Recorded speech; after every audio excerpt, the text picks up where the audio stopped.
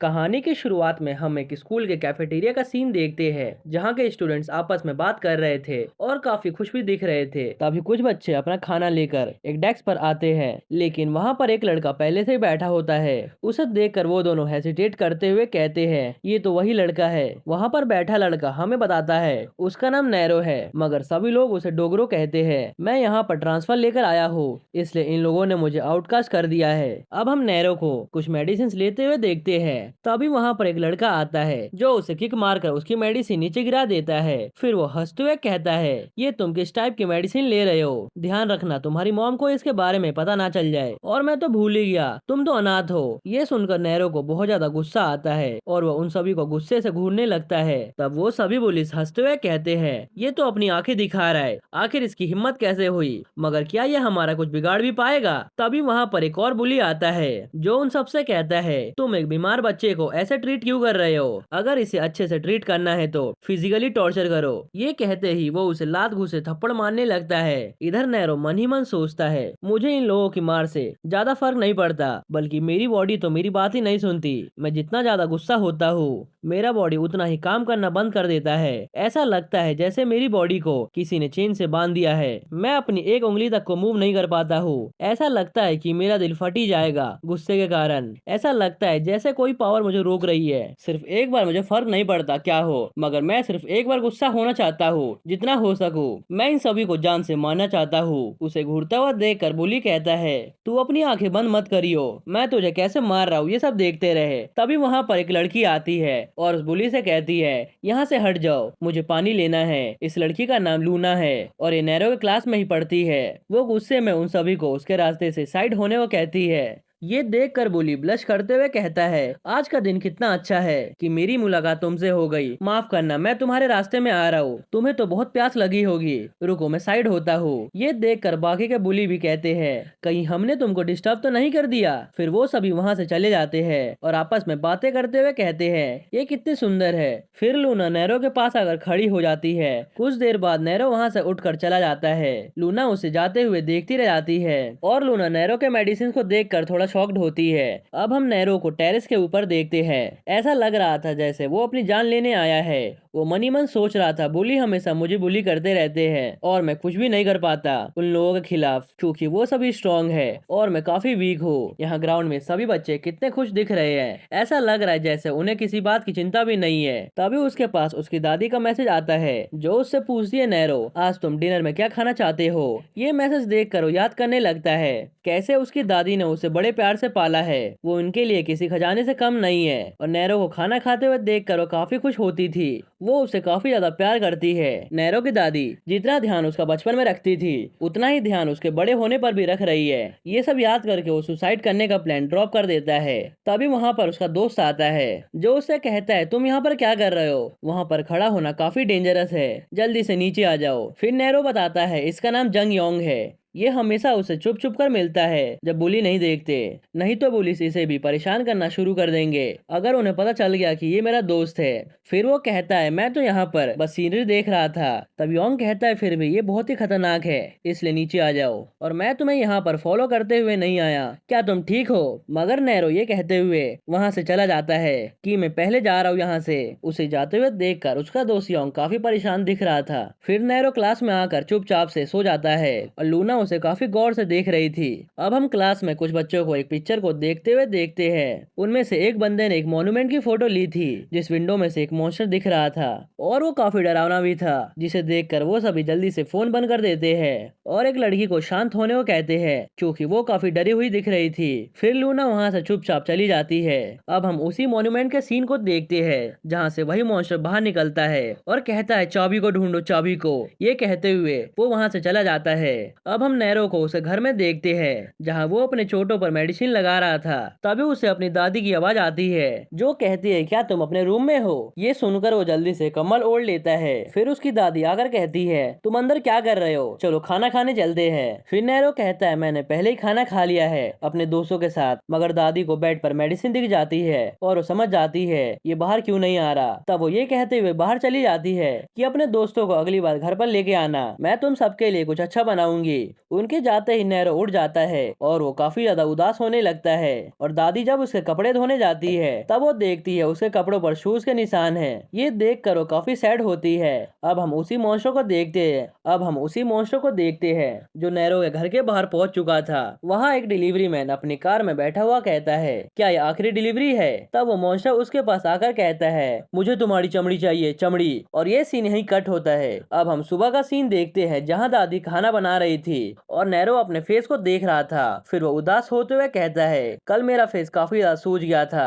अब मैं दादी को अपना फेस कैसे दिखाऊं? अगर उन्हें मेरे फेस के बारे में पता चलेगा तो वो काफी ज्यादा दुखी होगी। तभी उसे उसकी दादी की आवाज आती है, नैरो तुम स्कूल के लिए लेट हो जाओगे, इसीलिए जग जाओ और जल्दी से आकर ब्रेकफास्ट भी कर लो, नहीं तो ये ठंडा हो जाएगा। फिर वो अपना फेस छुपाते हुए बाहर आता है और कहता है, मुझे भूख नहीं लगी और मैं नहा कर आता हूँ। तभी डोरबेल बजती है। तब नैरो पीप होल से बाहर देखता है और उसे पता चलता है कि ये एक डिलीवरी मैन है। फिर नैरो कहता है, डोर ओपन है, अंदर आ जाइए। ये कहकर वो नहाने चला जाता है और दादी कंफ्यूज होती है कि हमने तो कुछ भी नहीं मंगाया, फिर ऑर्डर में क्या आया है। दूसरी तरफ नैरो नहाने लगता है। इधर डिलीवरी मैन काफी ज्यादा सस्पिशियस दिख रहा था और उसके अंदर आते ही उसका फेस बिल्कुल उसी मॉन्स्टर की तरह दिखने लगा था। उस मॉन्स्टर ने डिलीवरी मैन के बॉडी के ऊपर कब्जा कर लिया था और फिर वो मॉन्स्टर दादी की तरफ बढ़ने लगता है। ये देखकर दादी उसे डर कर पीछे हटने लगती है। तभी वो मॉन्स्टर अपने मुंह से टेंटेकल्स निकालता है जिससे डर कर वो नीचे गिर जाती है। दूसरी तरफ नैरो इस बात से अनजान होकर शावर ले रहा था। इधर दादी के गिरते ही वो मॉन्स्टर उनके ऊपर हमला कर देता है जिससे दादी बच तो जाती है मगर उनके फेस पर कट लग जाता है। फिर दादी गुस्से में कहती है, तुमने हमें फिर से ढूंढ लिया। ये कहते ही वो अपने पावर्स का यूज करके मॉन्स्टर को लाल धागे से बांध देती है। भाई यहाँ पर दादी बहुत ही कूल दिख रही थी और फिर वो गुस्से में कहती है, मैंने बोला था ना उसे वापस से कभी भी मत ढूंढना। दादी के पूरे फेस पर रेड लाइंस आ गई थी, बिल्कुल सुकुना की तरह। फिर वो मॉन्स्टर अपने आप को आजाद करने की कोशिश करते हुए बोलता है, जब तक मैं उस चाबी को ढूंढ नहीं लेता तब तक मैं उसके पीछे आऊंगा। ये कहते ही वो आसपास की चीजों को तबाह करने लगता है जिसकी आवाज नैरो को भी सुनाई देती है। फिर वो नल को बंद करके सोचता है, ये कैसी आवाज थी। दूसरी तरफ दादी उसके मुंह को बंद करते हुए बोलती है, आवाज करने की कोशिश भी मत करना। इधर नैरो को कुछ देर तक शांत माहौल दिखता है, इसीलिए वो वापस से शावर करने लगता है और इधर दादी उस मॉन्स्टर को मारने लगती है। फिर वो अपने पूरे पावर्स का यूज करके स्पाइडर वेब बनाती है। इधर नैरो को उनकी आवाज सुनाई देती है, इसलिए वो बाहर निकलते हुए पूछता है, दादी ये कैसी आवाज थी। इधर दादी उस मॉन्स्टर के मुंह को बांध कर कहती है, ये टीवी की आवाज है, आजकल मुझे कम सुनाई दे रहा है इसलिए मैंने टीवी का साउंड ज्यादा कर दिया था। यहाँ पर कुछ भी गड़बड़ नहीं है, इसलिए आराम से शावर ले लो। फिर नैरो वापस से अंदर जाते हुए सोचता है, मुझे लगा दादी वापस से नीचे गिर गई है। इधर दादी चैन की सांस लेती है और वापस से मॉन्स्टर को मारने लगती है। बिल्कुल दादी यहाँ बदमाश दिख रही थी। तब वो मॉन्स्टर कहता है, कब तक तुम भागोगी, आज नहीं तो कल वो हमारे हाथों लग ही जाएगा। ये सुनकर दादी उसका काम तमाम कर देती है। दूसरी तरफ नैरो सोचता है, शावर लेने के बाद अब मेरा फेस थोड़ा ठीक लग रहा है, जितने भी फेस पे सूजन आई थी वो ठीक हो चुके हैं, मगर फिर भी मैं ऐसे तो खाना खाने नहीं जा सकता। दूसरी तरफ दादी के चोट देखते ही देखते हील हो जाते हैं, लेकिन फिर भी वहाँ पर कट दिखाई दे रहा था। ऐसा लग रहा था जैसे उनके पास हीलिंग पावर जैसा कुछ है। फिर वो सोचती है, मुझे वापस से घर को बदलना होगा, अब मैं ये बात नैरो को बताऊं कैसे। इधर नैरो भी सोचता है, मुझे यहाँ पर और नहीं रहना, मगर मैं ये बात दादी को भी बता नहीं सकता। अब हम नैरो को स्कूल के प्लेग्राउंड में भागते हुए देखते हैं जहाँ वो सबसे पीछे था और वो मनी मन सोचे जा रहा था। आज दादी जब बाहर आई थी तब उनके एक्सप्रेशन कुछ ठीक नहीं लग रहे थे। ऐसा लग रहा था जैसे वो कुछ सोच रही थी, आखिर उनके दिमाग में क्या चल रहा था। अब मुझे यहाँ पर फोकस करना चाहिए, नहीं तो मैं वापस से रेस में लास्ट आऊंगा, मुझे भागना होगा। मगर क्या ये ग्राउंड हमेशा से इतना ही बड़ा था। ये कहते ही वो वहीं पर बेहोश हो जाता है। तभी पीटी टीचर की नजर उस पर पड़ती है और ये सीन यही कट होता है। अब हम एक अंधेरी सी जगह को देखते हैं जहाँ एक बंदा समुद्र के गहराई में गिरे जा रहा था। इधर तभी अचानक से नैरो की आंखें खुल जाती है और वो अपने आप को मेडिकल रूम में पाता है और उसका सिर फटे जा रहा था। फिर वो सोचने लगता है, मैं जब जब बेहोश होता हूँ तब मुझे सेम सपना आता है। तभी वो बाहर का नजारा देखता है जहाँ पूरा आसमान ऑरेंज दिख रहा था। फिर उसके पास उसकी दादी का कॉल आता है। ये देख कर वो सोचने लगता है क्या पीटी टीचर ने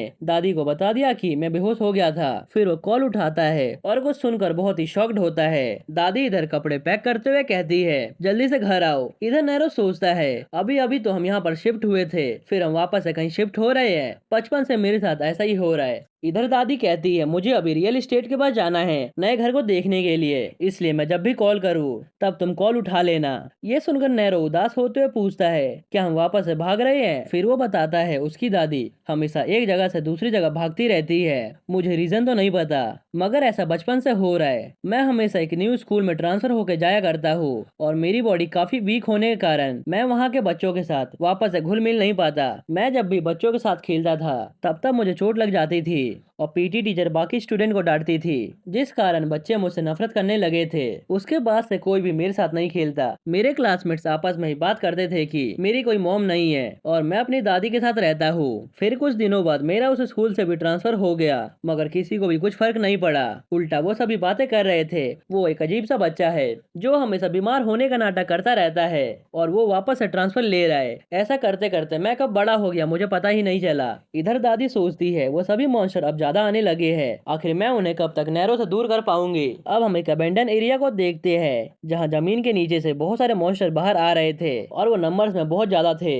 अब हम एक कैब ड्राइवर को देखते हैं जो मस्त गाना गाते हुए जा रहा था। तभी उसके कार के विंडो पर एक मॉन्स्टर आता है जो उससे कहता है अच्छे से चलाओ नहीं तो एक्सीडेंट हो जाएगा। उसे देखते ही कैब ड्राइवर की फट जाती है और वो आगे जाकर एक्सीडेंट कर देता है और ऐसा करते ही उसके कार पर एक के बाद एक मॉन्स्टर आने लगते हैं। अब हम दूसरी तरफ एक गार्ड को देखते हैं जो कैट को खाना खिलाते हुए कहता है मैं तुम्हें खाना खिला रहा हूँ फिर भी तुम कूड़े से निकाल कर खाना क्यों खा रहे हो। मैं आजकल काफी बिजी रह रहा हूँ इसलिए मैं तुमसे बहुत ही कम मिल पाता हूँ। लोगों को लगता है कि मैं तुम्हें भूखा ही मार दूंगा। तभी वो कैट उसी कार को देखता है और उसे देखते ही डर जाता है और फिर वो उस गार्ड को स्क्रैच मारकर पतली गली से निकल जाता है। फिर वो गार्ड कहता है मैं तुम्हें खाना खिलाता हूँ फिर भी तुम मुझे मारकर यहाँ से भाग रहे हो। फिर वो गार्ड वहाँ से अपने चोट को देख कर जाने लगता है। तभी वो देखता है काफी सारे कुत्ते भौंक रहे हैं। ये सब देखकर उसे कुछ भी समझ नहीं आता। तभी वो उसी कार से निकले ड्राइवर को देखता है जो अपने कार के कंटेनर को खोल देता है और इसी सस्पेंस के साथ सीन शिफ्ट होता है नैरो की तरफ जहां वो खाना खा रहा था और उसे भी कुत्ते के भौंकने की आवाज सुनाई दे रही थी। फिर वो अपने दादी से कहता है ये सब इतना भौंक क्यों रहे हैं। तभी दादी को सुनाई देता है और वो कहती है तुमने खाना खा लिया ना, तुम स्कूल के लिए लेट हो रहे हो इसलिए जल्दी से स्कूल जाओ। तब नैरो कहता है अभी बहुत टाइम बचा हुआ है। फिर दादी कहती है आज मैं बहुत ही बिजी हूँ इसलिए जल्दी से स्कूल जाओ। ये सुनकर नैरो कहता है मगर आपने कल कहा था कि मैं अच्छे से खाना खाकर स्कूल जाऊँ। तब दादी उसे गेट से बाहर भेजते हुए कहती है तुम्हें अपने टीचर को ट्रांसफर के बारे में बताना होगा। ऐसा करो तुम रहने दो मैं खुद उनसे बात कर लूंगी। फिर नैरो बाहर आकर सोचता है सभी कुत्ते शांत हो गए हैं और दादी की आवाज भी नहीं आ रही। आज सब कुछ बहुत ही अजीब दिख रहा है। तभी वो बहुत सारे डिलीवरी मैन को देखता है और सोचने लगता है इतने सारे डिलीवरी मैन हमारे बिल्डिंग में क्या कर रहे हैं। और नैरो को उनके अंदर से काफी डार्क ऑरा फील हो रहा था और वो कुछ देर के लिए ब्लैंक होने लगता है। दूसरी तरफ वो सभी लोग मॉन्स्टर के रूप में डिलीवरी मैन बनकर आए थे और गेट के अंदर दादी अपने पूरे पावर के साथ उन सभी को निपटाने के लिए रेडी थी। बाहर आकर नैरो देखता है वैन के अंदर तो एक भी पैकेज नहीं है। डिलीवरी मैन यहाँ पर क्या कर रहे हैं। फिर वो सोचता है कहीं वो सभी मेरे घर तो नहीं गए। तभी वो एक डिलीवरी मैन को अपने विंडो से बाहर गिरते हुए देखता है। तब वो पैनिक करते हुए कहता है गार्ड अंकल वो देखो एक आदमी नीचे गिर रहा है, अब जल्दी से रिपोर्ट करो। फिर वो जल्दी से भागते हुए अपने घर की तरफ जाने लगता है मगर लिफ्ट काम नहीं करता।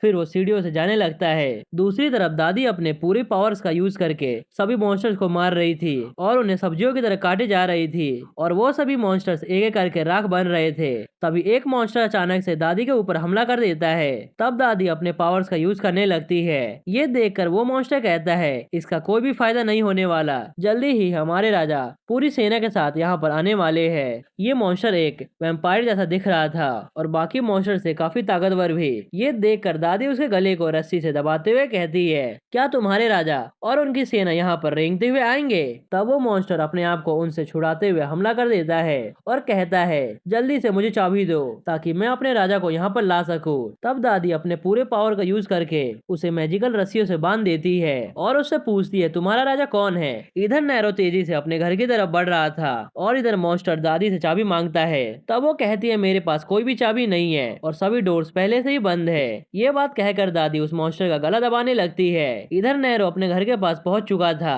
और डोर को ओपन ही करने वाला था। दूसरी तरफ वो मॉन्स्टर अभी भी चाबी मांग रहा था। तब दादी कुछ बोलने वाली होती है, लेकिन उससे पहले ही उन्हें एहसास होता है कि दरवाजे पर कोई आया है। ये देखकर दादी थोड़ा शॉक्ड होती है। दूसरी तरफ नैरो उस दरवाजे को ओपन करने का ट्राई कर रहा था, मगर खुलता नहीं है। तब हमें पता चलता है दादी ने अपने मैजिक्स का यूज करके उस डोर को ब्लॉक कर रखा था। बाहर से नैरो चिल्लाते हुए पूछता है, दादी क्या आप ठीक हो? तभी वो मॉन्स्टर अपने आप को आजाद करके दादी पर हमला कर देता है और हम जमीन पर खून को गिरते हुए देखते हैं। बाहर से नैरो बार बार गेट को खोलने को कहता है और अंदर दादी काफी घायल दिख रही थी और वो मॉन्स्टर भी। फिर वो मॉन्स्टर कहता है, तुम्हारा ये काम करने का क्या फायदा, इसलिए हार मान लो। तब दादी कहती है, तुम्हारा ये काम करने का क्या फायदा, इससे अच्छा तुम हमें अकेला छोड़ दो। ये सुनकर मॉन्स्टर कहता है, हम वैसे मुझे जहाँ तक याद है वहाँ तक तुम्हारे पास एक छोटा बच्चा भी है। तुम पहले गार्ड की हेड हुआ करती थी, मगर मुझे बिलीव नहीं होता, तुम्हारी रैंक उसके कारण कम हो गई थी। फिर वो एविल स्माइल करते हुए कहता है,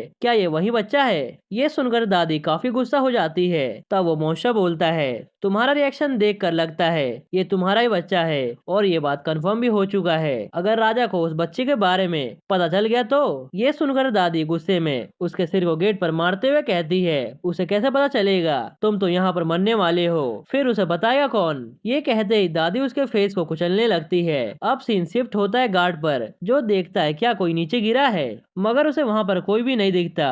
फिर उसे लगता है वो बच्चा उसके साथ मजाक कर रहा था, मगर हम जमीन पर खून के निशान साफ साफ देख सकते हैं। दूसरी तरफ नैरो अभी भी दरवाजे को खोलने का ट्राई करता है। तभी हम उसके पीछे एक मॉन्स्टर का हाथ देखते हैं जो उसकी तरफ ही बढ़े जा रहा था। अंदर दादी सभी चीजों को साफ कर रही थी और उन मॉन्स्टर का नामो निशान मिटाते हुए सोचती है, हमें यहाँ से जल्द निकलना होगा।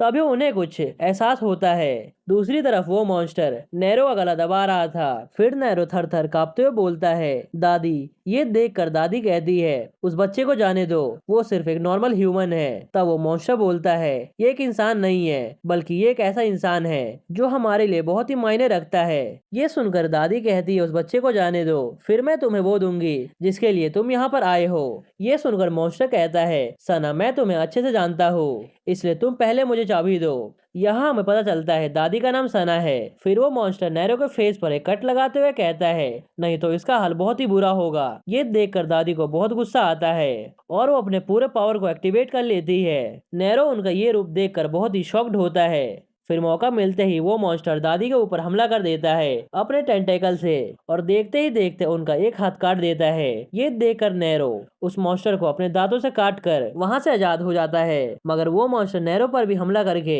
उसे भी घायल कर देता है, जिस कारण नैरो खून की उल्टी करने लगता है।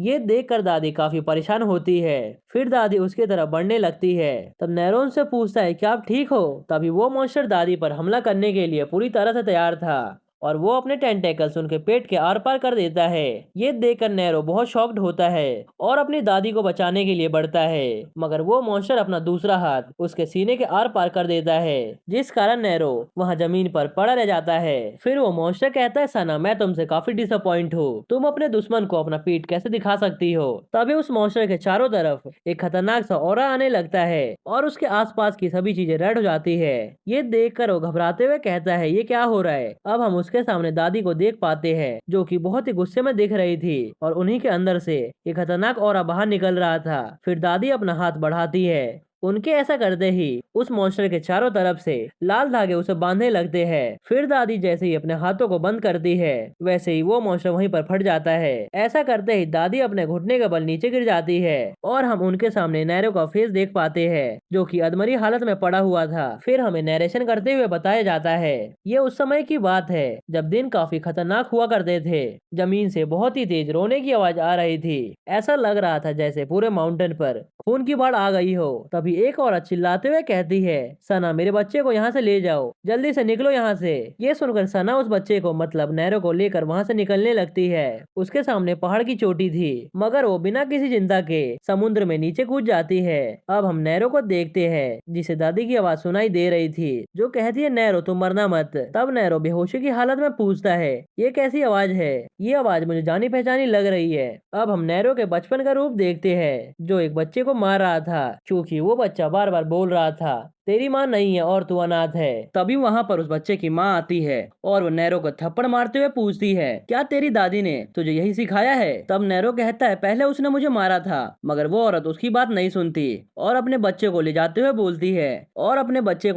बोलती है, मैंने तुम्हें कितनी बार समझाया था उस बच्चे के साथ मत खेलना। इधर नैरो रोते हुए दादी को याद करने लगता है। अब हम प्रेजेंट का सीन देखते हैं, जहाँ दादी ने नैरो को गोद में लिटा रखा था और उसके फेस पर भी दादी के जैसे रेड मार्क आने लगे थे। फिर दादी उसे देखकर रोते हुए हक कर लेती है। अब हम दादी को देखते हैं, जो एक मंत्र पढ़ना शुरू कर देती है और वो मनी मन कहती है, मेरे पास कोई और रास्ता नहीं है, मुझे लिटिल प्रिंस को चाबी वापस देना ही होगा और उन्हें बैटल फील्ड में भेजना ही होगा। फिर वो मैजिक का यूज करके एक फायर जैसा कुछ क्रिएट करती है और कहती है, मेरे पास जितना भी मैजिक बचा है उसका यूज करके नैरो को जिंदा करना ही होगा, मगर इसके बाद से इसकी लाइफ काफी बर्डन वाली हो जाएगी, लेकिन ये सब इसके किस्मत में लिखा हुआ है, इसलिए मैं इसमें कुछ भी नहीं कर सकती। ये कहते हुए दादी वो फायर नैरो के बॉडी में डाल देती है। ऐसा करते ही नैरो के बॉडी में जो चेन था वो टूट जाता है और उसकी बॉडी हवा में फ्लोट करने लगती है। फिर दादी नैरो को जैसे ही टच करती है वैसे ही वो गायब होना शुरू कर देती है। फिर वो इमोशनल होते हुए कहती है, सना द हेडक्वार्टर गार्ड का यही अंत होता है, गुड बाय नैरो। ऐसा बोलते ही उनका अंत हो जाता है।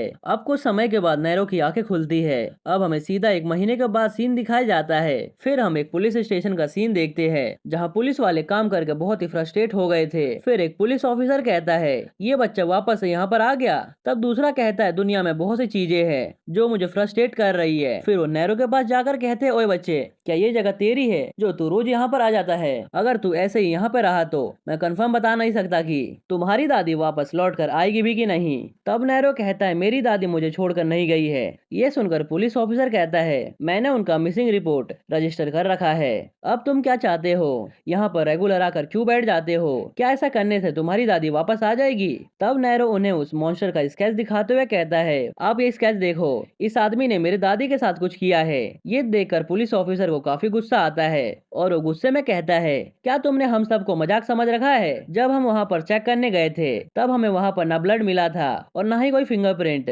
तुम्हें पता है ना, झूठ बोलना भी क्राइम में शामिल होता है। तब दूसरा ऑफिसर उसका मुंह बंद करवाते हुए कहता है, तुम उसके साथ ऐसा क्यों कर रहे हो? वो भी एक बच्चा है और उसके पेरेंट्स भी नहीं है, ऊपर से उसका दिन काफी मुश्किल जा रहा होगा। और फिर वो नैरो से बोलता है, नैरो अब तुम घर जाओ, काफी लेट हो चुका है। ये सुनकर नैरो वहाँ पर खड़ा खड़ा रह जाता है। उसके फेस पर नाराजगी साफ साफ देखी जा सकती है। वो गुस्से में उस ड्राइंग को कुचलने लगता है। अब नैरो जाते हुए सोचता है, उस दिन सिक्योरिटी गार्ड ने कहा था उसने कुछ भी नहीं देखा था और सीसीटीवी में भी कुछ भी रिकॉर्ड नहीं हुआ। जो भी मैंने देखा वो सब मैजिक की तरह गायब हो गया था और यहाँ पर सब कुछ वैसा ही पड़ा है। ऐसा लगता है कि यहाँ पर कुछ भी नहीं हुआ है। फिर वो थक कर सोफा पर लेट जाता है और उस दिन वाली बात सोचने लगता है कि कितने सारे डिलीवरी मैन इकट्ठा आए थे और फिर मैं दादी को बचाने गया था, लेकिन उन मॉन्स्टर ने हमला कर दिया था और उसके बाद मैं वहीं पर बेहोश हो गया था। उसके बाद क्या हुआ मुझे नहीं पता।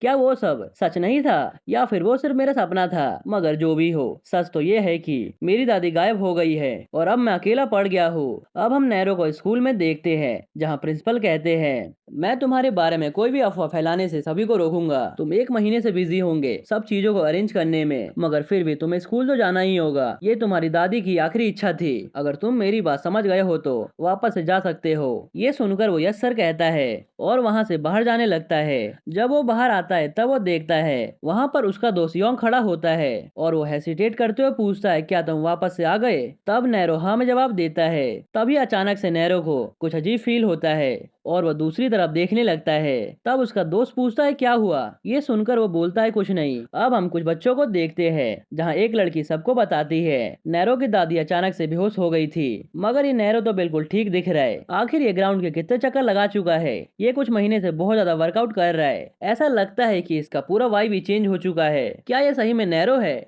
इधर नैरो ग्राउंड के चक्कर लगाने के बाद मन ही मन सोचता है, अब मुझे ये ग्राउंड छोटा लग रहा है। मैं आजकल छोटे छोटे मोशन को सेंस कर पा रहा हूँ, जैसे जो पत्थर मेरे पैरों से टकरा रहे हैं, किसी की सांस लेने की आवाज। ये मुझे वापस से ऐसा फील करवा रही है जैसे प्रिंसिपल ऑफिस के सामने हुआ था। ऐसा लग रहा है जैसे कोई मुझे देखे जा रहा है। अब हम उसे एक कॉरिडोर में जाते हुए देखते हैं, जहाँ उसका कोई पीछा कर रहा था और वो सोचता है, ये वही इंसान है जो मेरे इतने टाइम से पीछा कर रहा है। कहीं ये मेरे दादी के गायब होने का रीजन तो नहीं है? मुझे पता है इस बारे में में स्कूल के बच्चों को बहुत ही कम पता है। ये मत बोलना कि ये वही लड़का है। और जब वो पीछे मुड़कर देखता है तब वो लूना को पाता है। फिर वो उससे पूछती है क्या तुम्हें मेरे से कुछ चाहिए। तब वो कहता है नहीं नहीं, मैंने तुम्हें कोई और समझ लिया था।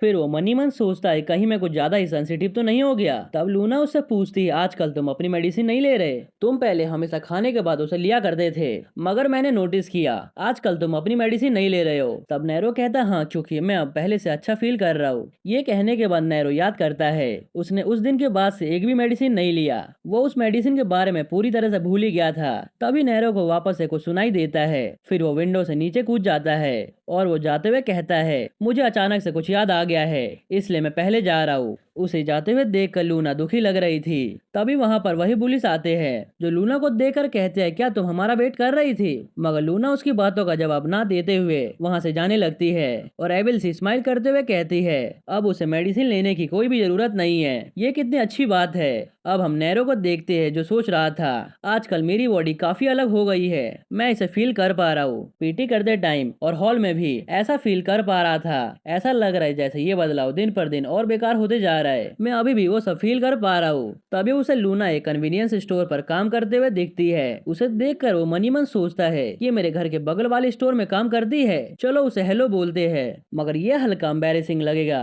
मुझे सीधा घर ही जाना चाहिए। तभी हम रास्ते पर एक ओल्ड लेडी को देखते हैं जो कार्डबोर्ड को इकट्ठा करने की ट्राई कर रही थी। फिर वहां पर नैरो आकर उनकी हेल्प करने लगता है। उनमें उसे अपनी दादी की झलक दिखाई दे रही थी। फिर वो लेडी स्माइल करते हुए कहती है ऐसा लगता है कि आजकल कुछ अच्छे बच्चे भी होते हैं। तब नैरो उनसे अपनी नजरें चुराते हुए कहता है अगर आप और ज्यादा कार्डबोर्ड इस पे रखोगी तो ये नीचे गिर जाएगा। तब वो कहती है मेरी कार्ड दूसरी साइड है, इसलिए पहले मुझे उसे यहाँ पर लाना होगा। तब नैरो कहता है आप यहीं पे रहिए, मैं उसे लेकर आता हूँ। ये सुनकर वो लेडी उसे थैंक्स कहती है और हेल्प मांगने के लिए माफी भी मांगती है। अब हम उन्हीं पुलिस को स्टोर में देखते हैं जहाँ लूना काम करती है, जो वहाँ पर आते ही पूछती है लूना क्या तुम यहाँ पर काम करती हो, मुझे आजकल उन बेकार लोगों की वजह से सिगरेट खरीदने में काफी दिक्कत हो रही है, हम यहाँ पर रोज आकर तुम्हारा सेल बढ़ाएंगे, क्या तुम अभी के लिए हमें 2 सिगरेट दे सकती हो। तब लूना उनसे उनकी आईडी मांगती है। तब वो गुस्सा करते हुए कहता है क्या तुम हमें नहीं जानती हो। तब लूना कहती है हाँ जानती हूँ, मगर मैं एक माइनर को सिगरेट नहीं बेच सकती, खास तौर पर तब जब वो स्कूल यूनिफॉर्म में हो, और लोकल स्टोर में तो बिल्कुल भी नहीं, इसलिए यहाँ से चले जाओ। तब वो बुल्ली गुस्से में कहता है भले ही तुम सुंदर हो, इसका मतलब ये नहीं कि मैं तुम पर हाथ नहीं उठा सकता, हम तुम्हारे स्टोर पर रोज आएंगे तुम्हारे सेल को बढ़ाने के लिए, इस बात को याद रखना। तब उसका साथी उसे पकड़ते हुए कहता है तुम्हें उसे टच नहीं करना चाहिए, नहीं तो सैंग तुम्हें मार देगा, चूंकि वो उसे पाने की कोशिश कर रहा है। तब वो बुल्ली हंसते हुए कहता है मैं 2 साल से एक ही क्लास में हूँ, चूंकि मैं फेल होते जा रहा हूँ, इसलिए तुम मुझे 2 सिगरेट का पैक दे दो। तब लूना उससे उसका जोडिएक साइन पूछती है। ये सुनकर वो कहता है क्या। तब वो कहती है क्या तुम्हें इतना भी नहीं पता। फिर वो बोली जोडिएक साइन के बारे में सोचने लगता है और कहता है शायद मैं शिव वाले ईयर में पैदा हुआ था। तब वो कहती है ये तुमने बिल्कुल गलत बताया, और ये कहकर वो उन्हें भगा देती है। तभी उन दोनों की नजर उन्हीं ओल्ड लेडी पर पड़ती है। दूसरी तरफ नैरो उनके कार्ड को ढूंढ रहा था। इधर वो दोनों पुलिस उस लेडी से सिगरेट खरीद के लाने को बोलता है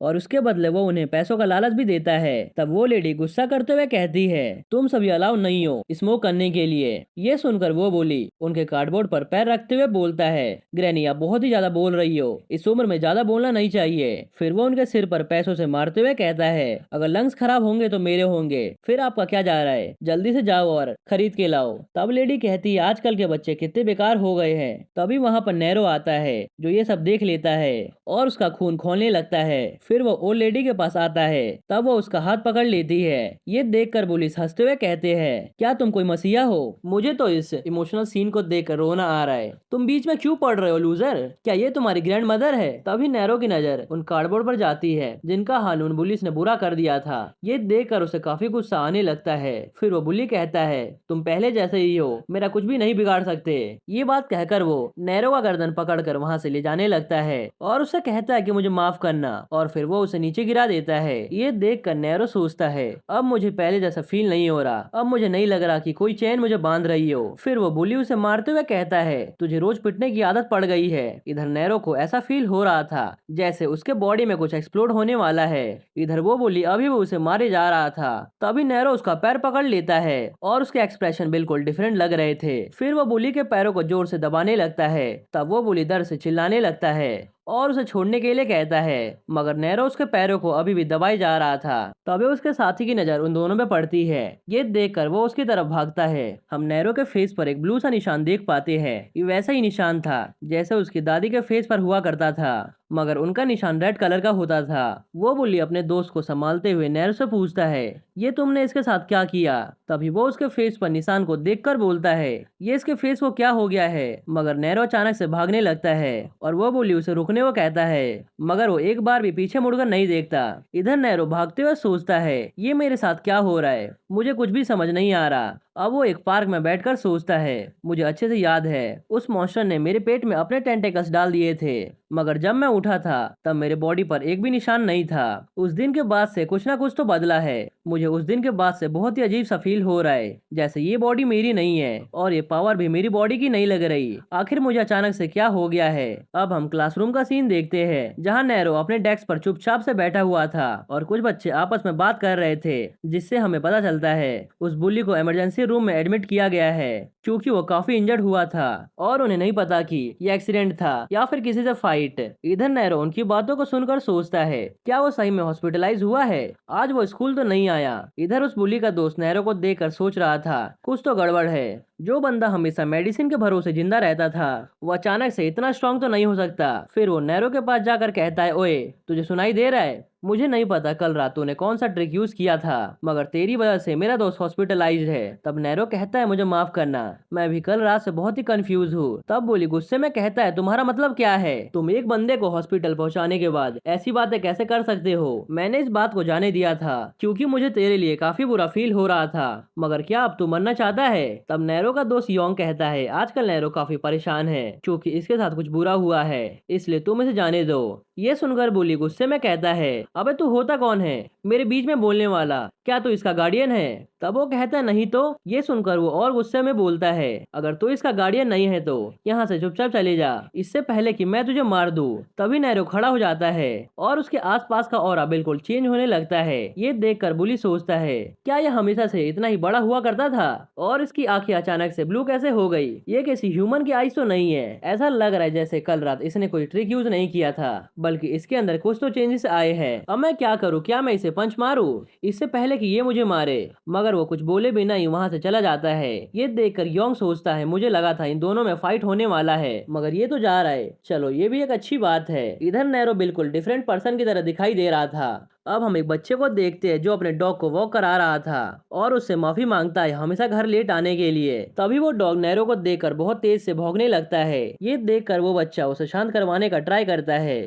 मगर वो चुप होने का नाम ही नहीं ले रहा था। तभी नैरो अपनी आंखें दिखाता है। ये देखकर वो डॉग बिल्कुल शांत हो जाता है और अपने मालिक को हक कर लेता है। फिर वो बच्चा उसे शांत करवाते हुए पूछता है, क्या हुआ तुम्हें? क्या तुमने कोई घोस्ट देख लिया? इधर नैरो भागते हुए खाली बिल्डिंग में पहुंच जाता है और पानी में अपने रिफ्लेक्शन देखता है। फिर वो ऊपर आकर फ्रेश एयर लेने लगता है और फिर वो एक आयरन रॉड को निकालने का ट्राई करता है अपनी पूरी पावर से। फिर वो सोचता है, नहीं नहीं मैं ऐसा नहीं कर सकता। तभी वो एक आयरन रॉड को देकर वापस से उस रोड को निकालने लगता है और ऐसा करते हुए वापस से उसका फेस ब्लू होने लगता है और आखिरकार वो उस पूरे आयरन रॉड को निकाल लेता है और सिर्फ एक ही हाथ से उठा लेता है। ये देखकर वो कहता है, आखिर मेरे साथ ये क्या हो रहा है? मैं ऐसा कैसे कर सकता हूँ? अब हम उस बुली को देखते हैं जिसे नैरो ने हॉस्पिटल पहुंचा दिया था। वो आज स्कूल आया हुआ था और उसके पैरों में प्लास्टर लगा हुआ था। उसे देखकर क्लास के बच्चे आपस में डिस्कस करने लगते हैं, क्या जो अफवाह फैला हुआ था वो सच था? इसने सही में किसी से फाइट किया होगा? क्या इसे गूसेंग ने मारा है? इधर बुली इन सभी बातों को इग्नोर करके अपने दोस्त के पास बैठ जाता है, जहाँ उसका दोस्त पूछता है, क्या तुम ठीक हो और क्या तुम अब चल पा रहे हो? क्या तुमने उस दिन किसी वॉल पे किक किया था? मगर बुली उसकी बातों का जवाब ना देते हुए नैरो के डेस्क की तरफ देखने लगता है। ये देखकर उसके दोस्त को बहुत गुस्सा आता है और वो चिल्लाते हुए पूछता है, ओए क्या तू बहरा हो गया है? तब वो बोलता है, धीरे बोल, नैरो सुन ना ले। उसके बाद वो स्टडी करने के लिए बुक्स निकालने लगता है। ये देखकर उसका दोस्त शॉक्ड होता है। फिर वो सोचता है, आखिर ये क्या हो रहा है? अब हम कैफेटेरिया का सीन देखते हैं, जहाँ दो बच्चे मस्त अपना खाना खा रहे थे। तभी वहाँ पर पीले बालों वाला बुली आता है और उनसे कहता है, तुम्हारे पास बहुत चिकन है, क्यों ना मैं उनमें से कुछ ले लूं। ये सुनकर वो सभी डरते हुए दे देते हैं। इस बुली का नाम गू सैंग है और इसी के बारे में अफवाह फैली है कि इसी ने उस बच्चे को मारा है। सैंग की नजर तभी लूना पे पड़ती है, जिसे वो अपनी तरफ बुलाते हुए कहता है, मुझे लगा तुम्हें चिकन बहुत पसंद होगा, इसलिए मैं तुम्हारे लिए चिकन लाया हूँ। तुम इससे हल्का वेट गेन कर सकती हो। तुम अभी काफी पतली दिखती हो, मगर तुम बहुत ही सुंदर हो। लेकिन लूना उसे पूरी तरह से इग्नोर करके वहां से चली जाती है और नैरो के पास आकर कहती है, क्या मैं यहाँ पर बैठ सकती हूँ? ये देखकर सभी बातें करने लगते हैं। आखिर ये दोनों कब से इतने क्लोज आ गए? क्या ये दोनों डेट कर रहे हैं? और क्या लूना ने सैंग को रिजेक्ट कर दिया? अब हम लूना को देखते हैं, जो नैरो को खाना देते हुए उसे धीरे धीरे खाने को कहती है। इधर सैंग उन्हें देखकर बहुत ही जेलस हो रहा था और उसके चारों तरफ एक डार्क ऑरा आने लगी थी। अब हम सैंग को देखते हैं, जो उसी बुली को मार रहा था जिसका पैर टूटा था, और वो उससे पूछता है, क्या तू श्योर है तेरा ये पैर नैरो ने ही तोड़ा है? तब उसका दोस्त कहता है, हाँ मैंने खुद देखा था। उसकी आंखें अचानक से चेंज हो गई थी और उसने एक झटके में ही इसका पैर तोड़ दिया। ये सुनकर सैंग गुस्सा होते हुए बोलता है,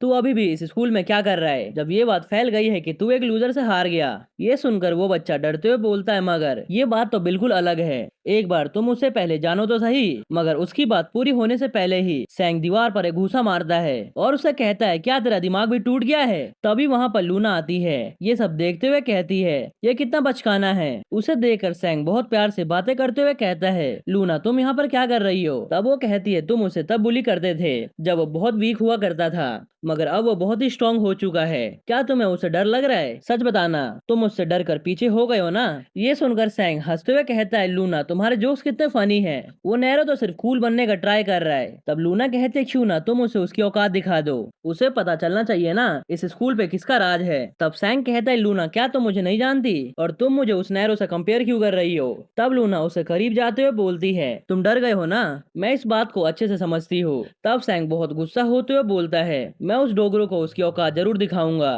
तुम बस देखते जाओ। अब हम नैरो को देखते हैं, जिसके फोन पर किसी का मैसेज आया था कि आज 6 बजे पीछे वाले गेट से जाना, क्योंकि वो सब तुम्हें आज बुली करने वाले हैं। तब नैरो उससे पूछता है, तुम हो कौन? मगर उसे उसके बात का जवाब नहीं मिलता। तभी उसके पास उसके दोस्त योंग का मैसेज आता है, जो उससे कहता है, मैंने सुना है तुम आज 6 बजे सैंग से फाइट करने वाले हो, क्या ये बात सच है? अब ये बात पूरे स्कूल में आग की तरह फैल जाती है। सभी लोग उनकी फाइट देखने के लिए काफी एक्साइटेड थे। कुछ तो अपना ट्यूशन क्लास स्किप करने वाले थे इस फाइट को देखने के लिए, और कुछ को लग रहा था ये नैरो पागल हो गया है। इधर नैरो परेशान हो रहा था। तभी उसके पास उसी अननोन पर्सन का मैसेज आता है कि जब तक तुम इससे फाइट नहीं करोगे तब तक कुछ भी सॉल्व नहीं होने वाला।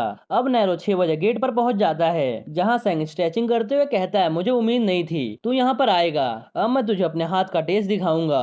उनकी फाइट देखने के लिए बहुत से बच्चे इकट्ठा हुए थे। फिर सैंग उसकी तरफ बढ़ते हुए बोलता है, तुझे पता है? फिर सैंग उसकी तरफ बढ़ते हुए बोलता है, तुझे पता है मैं कितना बोर हो गया था जब तू स्कूल नहीं आता था? तेरे जैसा नमूना कोई नहीं है जिसे मैं बुली कर सकूं। इधर नैरो वही बातें सोच रहा था, जब तक मैं इसे फाइट नहीं करूंगा तब तक ये खत्म नहीं होने वाला, इसीलिए मुझे अभी इसे यहीं पर खत्म करना होगा। वहाँ पर खड़े स्टूडेंट्स बोल रहे थे, इन दोनों का वेट डिफरेंस बहुत ज्यादा है, क्या ये नैरो कूल बनने का ट्राई कर रहा है? क्या हमें इन्हें नहीं रोकना चाहिए? यहाँ पर कुछ भी बुरा हो सकता है नैरो के साथ। अब नैरो क्या करने वाला है? तब सैंग कहता है, मैं इसे फाइट कर तो रहा हूँ, मगर मुझे खुद ये सब अनफेयर लग रहा है। मुझे भी ये बात पता है, इसलिए मैं इसे एडमिट कर रहा हूँ। चल नैरो तू पहले हिट कर, मैं यहीं पर खड़ा हूँ। एक कहावत तूने सुना होगा, जो पहले हिट करता है वही जीतता है। तुझे वैसे भी गुस्सा आ रहा होगा क्योंकि तू अपनी जिंदगी सिर पिटते ही आ रहा है, इसलिए पहले तू मुझे हिट कर। ये सुनते ही नैरो उसे हिट करने के लिए पंच आगे करता है और उसके पंच के फोर्स से ही सैंग का पूरा फेस हिल जाता है और पंच पड़ते ही वो सीधा जमीन पे गिरता है। ये देखकर सभी बच्चे शॉक्ड होते हैं। फिर नैरो उसे एक और पंच मारकर उसे हवा में उड़ा देता है। ये देखकर तो सभी के मुंह खुले के खुले रह जाते हैं। फिर नैरो उसके पास जाते हुए कहता है, खड़ा हो जल्दी से,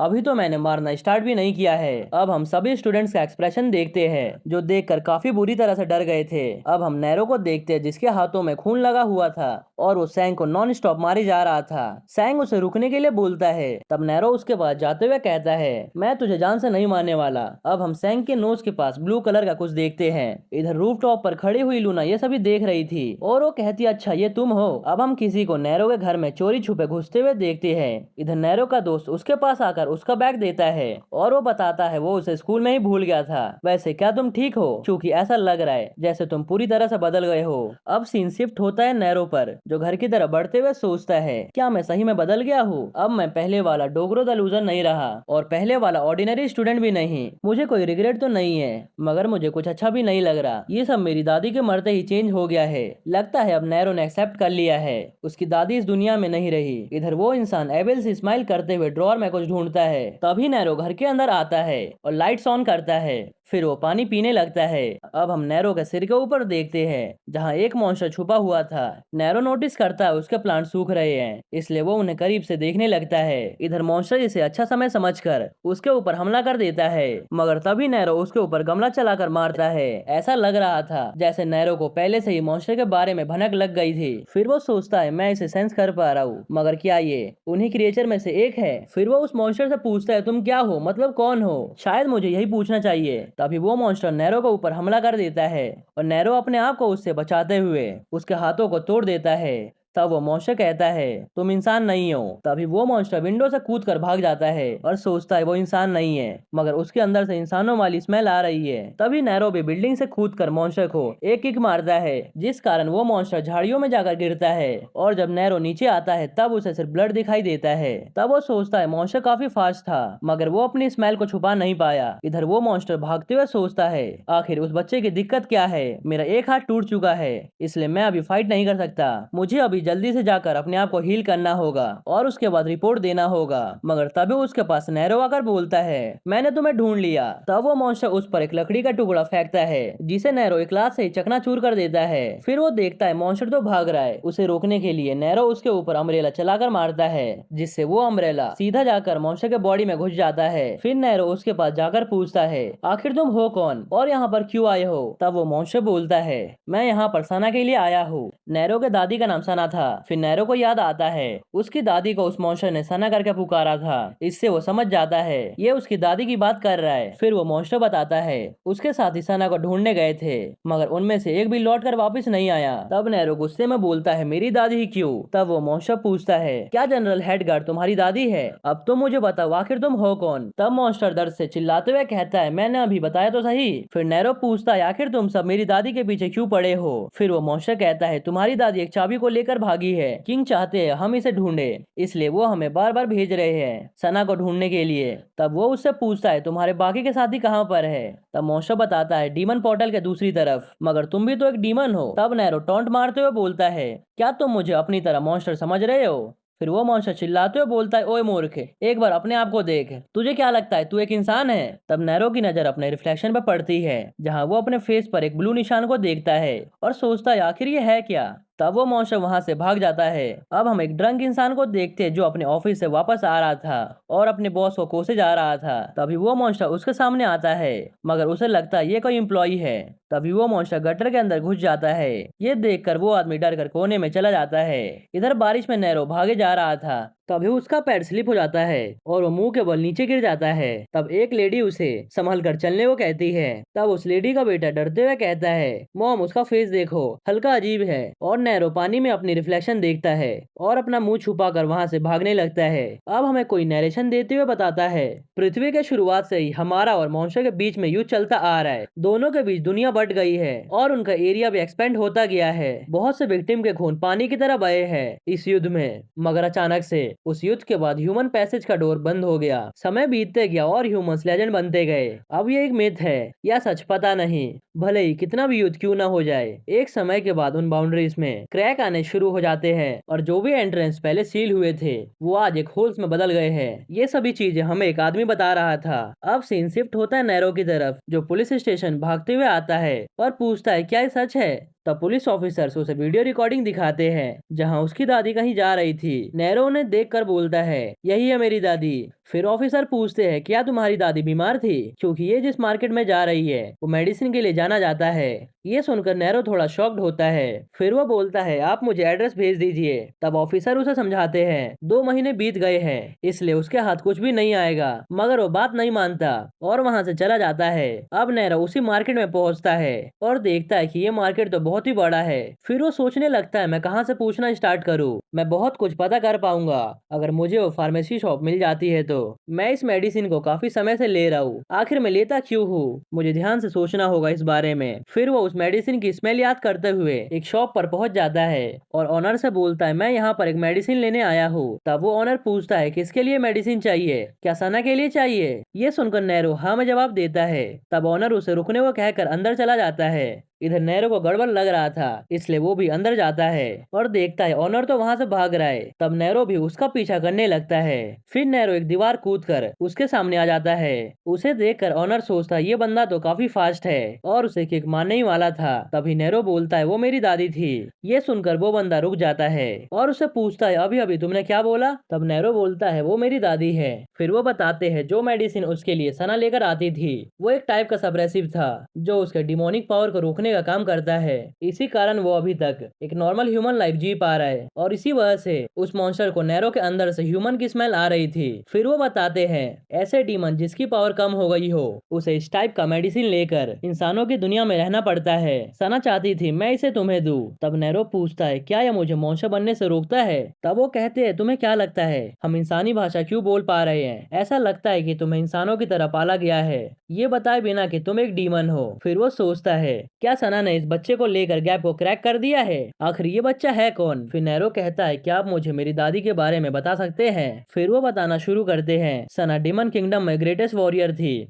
वो एक जनरल गार्ड थी, इसलिए महारानी के काफी क्लोज रहकर काम किया करती थी। एक दिन किंग के छोटे भाई कॉम ने अपनी आर्मी ट्रेन की, उसके बाद पैलेस पर हमला बोल दिया। वो अब तक का सबसे भयानक दिन था। जिसने भी किंग को बचाने का ट्राई किया वो राख बनकर रह गया और लास्ट में किंग और क्वीन दोनों का ही खात्मा हो गया। कॉम ने हजारों लोगों की बलि दे दी इस मुकाम को हासिल करने के लिए और जो लोग उस युद्ध में बचे वो यहाँ हमारे वर्ल्ड में आ गए जहाँ पर ह्यूमन भी रहते हैं। वहां से आने के बाद सना ने मुझे ढूंढ लिया था, उसके बाद हम छुप कर रहने लगे। कॉम हमेशा कोशिश करता था वो उन बचे हुए लोगों को भी मार दे और तुम भी उनमें से एक हो। तब नैरो बोलता है इसलिए आप मुझे देखते ही भाग गए थे? फिर वो बताते हैं मैं एक डीमन हंटर हूँ, इसलिए मुझे पता है वो सभी सना को ढूंढ रहे हैं क्योंकि उसके पास कुछ है जिसे उसने छुपा कर रखा हुआ है। वो भले ही अपनी जगह बदलती रहती है मगर फिर भी वो मेरे पास मेडिसिन लेने आती थी। मुझे बहुत चिंता होने लगी थी जब वो मेडिसिन लेने नहीं आई क्योंकि अब तक तो उसका स्टॉक खत्म हो गया होगा। फिर वो नैरो से पूछता है क्या उसे कुछ हुआ है? ये सुनकर नैरो के आंखों में आंसू आने लगते हैं। फिर ओल्ड मैन कहते हैं वो सब यहाँ पर आना बंद नहीं करेंगे जब तक वो उन्हें चीज नहीं मिल जाती जिसकी उन्हें तलाश है। अब तुम्हारी दादी मर गई है इसलिए वो सभी तुम्हारे पीछे आएंगे। अब नैरो पास्ट की बात याद करता है जहाँ उसका ना कोई दोस्त था और ना ही कोई साथी। फिर वो बोलता है मैं अपनी जान लेना चाहता था मगर आज वही चीज मेरी मोटिवेशन है जो मुझे जिंदा रखी हुई है। मैं डीमन हूँ या फिर ह्यूमन मुझे फर्क नहीं पड़ता, मुझे अपने एग्जिस्टेंस से कोई मतलब नहीं है। अभी जो इम्पोर्टेंट चीज है वो है कि उन लोगों ने मेरी दादी को मारा है। अब मैं छुप कर बैठने वाला नहीं हूँ जैसे मैं पहले करता था। और फिर से एक नरेशन होती है जहाँ बताया जाता है जो डायमेंशन गैप है वो ह्यूमन वर्ल्ड के साथ लिंक है। इसके साथ ही हम किंग कॉम को देखते हैं जो गुस्से में पूछता है आखिर मेरे कितने सोल्जर्स वहाँ पर जा चुके हैं। तब उसका साथी बताता है हमने वहाँ पर हजारों में मॉन्स्टर्स को भेजा था मगर वहाँ से कोई भी लौट कर नहीं आया। मुझे लगा वो सभी सना को संभाल लेंगे मगर दुर्भाग्य से इसमें उनकी जान चली गई, इसलिए इसे एंट्रेंस ऑफ डेथ कहा जाता है। तब कॉम कहता है मैं एंट्रेंस को खोल रहा हूँ, उन ह्यूमंस को क्या लगता है वो हमारा सामना कर पाएंगे? मैं उनके वर्ल्ड को पूरी तरह से खत्म कर दूंगा, वो भी अपने बॉडी पर एक खरोच लगे बिना। फिर उसका साथी बोलता है हाँ उन्हें जिंदा छोड़कर कोई भी फायदा नहीं है। सना ने उस चाबी को पहले वाले राजा के बेटे के पास छोड़ा होगा जिसे हमने पहले मारने का ट्राई किया था। फिर कॉम कहता है वो बच्चा हमारे लिए एक अपॉर्चुनिटी की तरह है, इसीलिए वहाँ पर लोगों को भेजो और उस बच्चे को ढूंढो क्योंकि वही हमारे लिए चाबी का काम करेगा। जो पोर्टल बंद हुआ करती थी अब वो खुल गई है। उन सभी को कोल्ड फायर याद रहेगा जो कभी मरने से रहा। अब हम नैरो को देखते हैं जो अपनी दादी की सभी चीजों को एक बॉक्स में डाल रहा था। फिर उसे याद आता है वो उस फोटो फ्रेम को तो भूल ही गया। फिर वो फोटो फ्रेम देखकर खुश होने लगता है और मन ही मन सोचता है मुझे फर्क नहीं पड़ता वो कौन है और कहाँ से आई थी, वो मेरे लिए हमेशा वही दादी रहेगी जिसने मुझे प्यार से बड़ा किया था। अब सीन शिफ्ट होता है स्कूल में जहाँ नैरो क्लास में जाने से पहले हेसिटेट करते हुए सोचता है लगता है मेरे और सैंग के बीच फाइट वाली पूरी बात स्कूल में फैल गई है। मैं उम्मीद करता हूँ कोई अजीब सा अफवाह ना फैला होगा। और फिर जैसे ही वो एंटर करता है सभी बच्चे उसे फ्रेंडली होने लगते हैं। ये देखकर वो थोड़ा कंफ्यूज होता है तब उसका दोस्त बताता है ये सभी सैंग से डरते थे, जिस वजह से कोई भी कुछ नहीं बोलता था। अब तुम्हारी वजह से इन लोगों को सैंग का चेहरा नहीं देखना पड़ेगा। चलो क्लास के बाद कराओके चलते हैं। तभी वहाँ पर लूना आती है जो कहती है नैरो तुम मुझे स्कूल के बाद मिलो। तब वो पूछता है क्यों।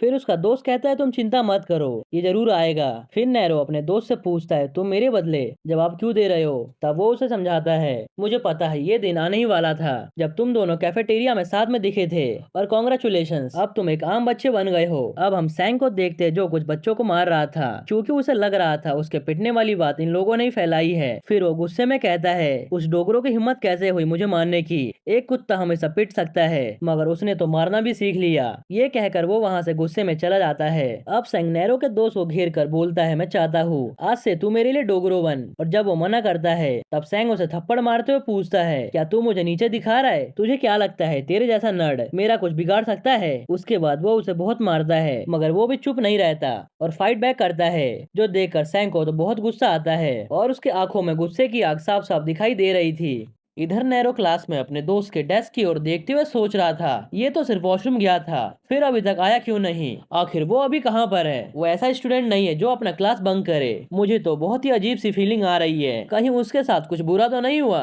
और जैसे ही वो गेट खोलता है वैसे ही उसे अपना दोस्त सामने दिखता है जिसकी हालत बेकार थी। उसका दोस्त कहता है मैं ठीक हूँ, इसलिए तुम्हें मेरी चिंता करने की जरूरत नहीं है। अब हम उन दोनों को नर्स ऑफिस में देखते हैं जहाँ उसका दोस्त बोल रहा था सैंग उतना भी ग्रेट नहीं है, मुझे ये बात फाइट करने के बाद समझ में आई। और तुम्हें पता है मैंने उसे बहुत से पंचेस मारे हैं, उसे पक्का दर्द हुआ होगा। तब नैरो उदास होते हुए कहता है तुम ये सब डिजर्व नहीं करते। तब उसका दोस्त पूछता है तो क्या तुम डिजर्व करते हो, क्या इसलिए वो सभी तुम्हें हिट करते हैं, वो सब घटिया लोग हैं। तब नैरो गुस्से में पूछता है वो सभी कहाँ पर है। तब उसका दोस्त उसे रोकते हुए कहता है मैं बिल्कुल ठीक हूँ। फिर नैरो उसे बताता है वो सभी रुकने वाले नहीं है, बल्कि उन्होंने उसे अभी बुली करना शुरू किया है। तब उसका दोस्त बोलता है तुम काफी बदल गए हो, मगर तुम्हारे कारण ही मुझे रियलाइज हुआ कि चुप रहने से कुछ भी नहीं होने वाला। मैं भी तुम्हारी तरह चेंज होना चाहता हूँ। मैं अब अपने आप को पंचिंग बैग नहीं बनने दूंगा और ना ही उन्हें अपने आप को बुली करने दूंगा, इसलिए तुम्हें मेरी चिंता करने की जरूरत नहीं है। ये तो मेरे लिए सिर्फ शुरुआत है। अपने दोस्त की स्माइल को देखकर नैरो को फील होता है ये सच बोल रहा है। अब सीन शिफ्ट होता है नैरो की तरफ जहाँ वो अपना बैग पैक कर रहा था। तब लूना उसे कहती है तुम कहाँ जा रहे हो, हमने डील किया था ना। तब नैरो उसे बताता है मुझे कुछ इंपॉर्टेंट काम करना है। वहाँ पर खड़ा सैंग बोलता है नैरो तुम हमारे साथ आ रहे हो ना।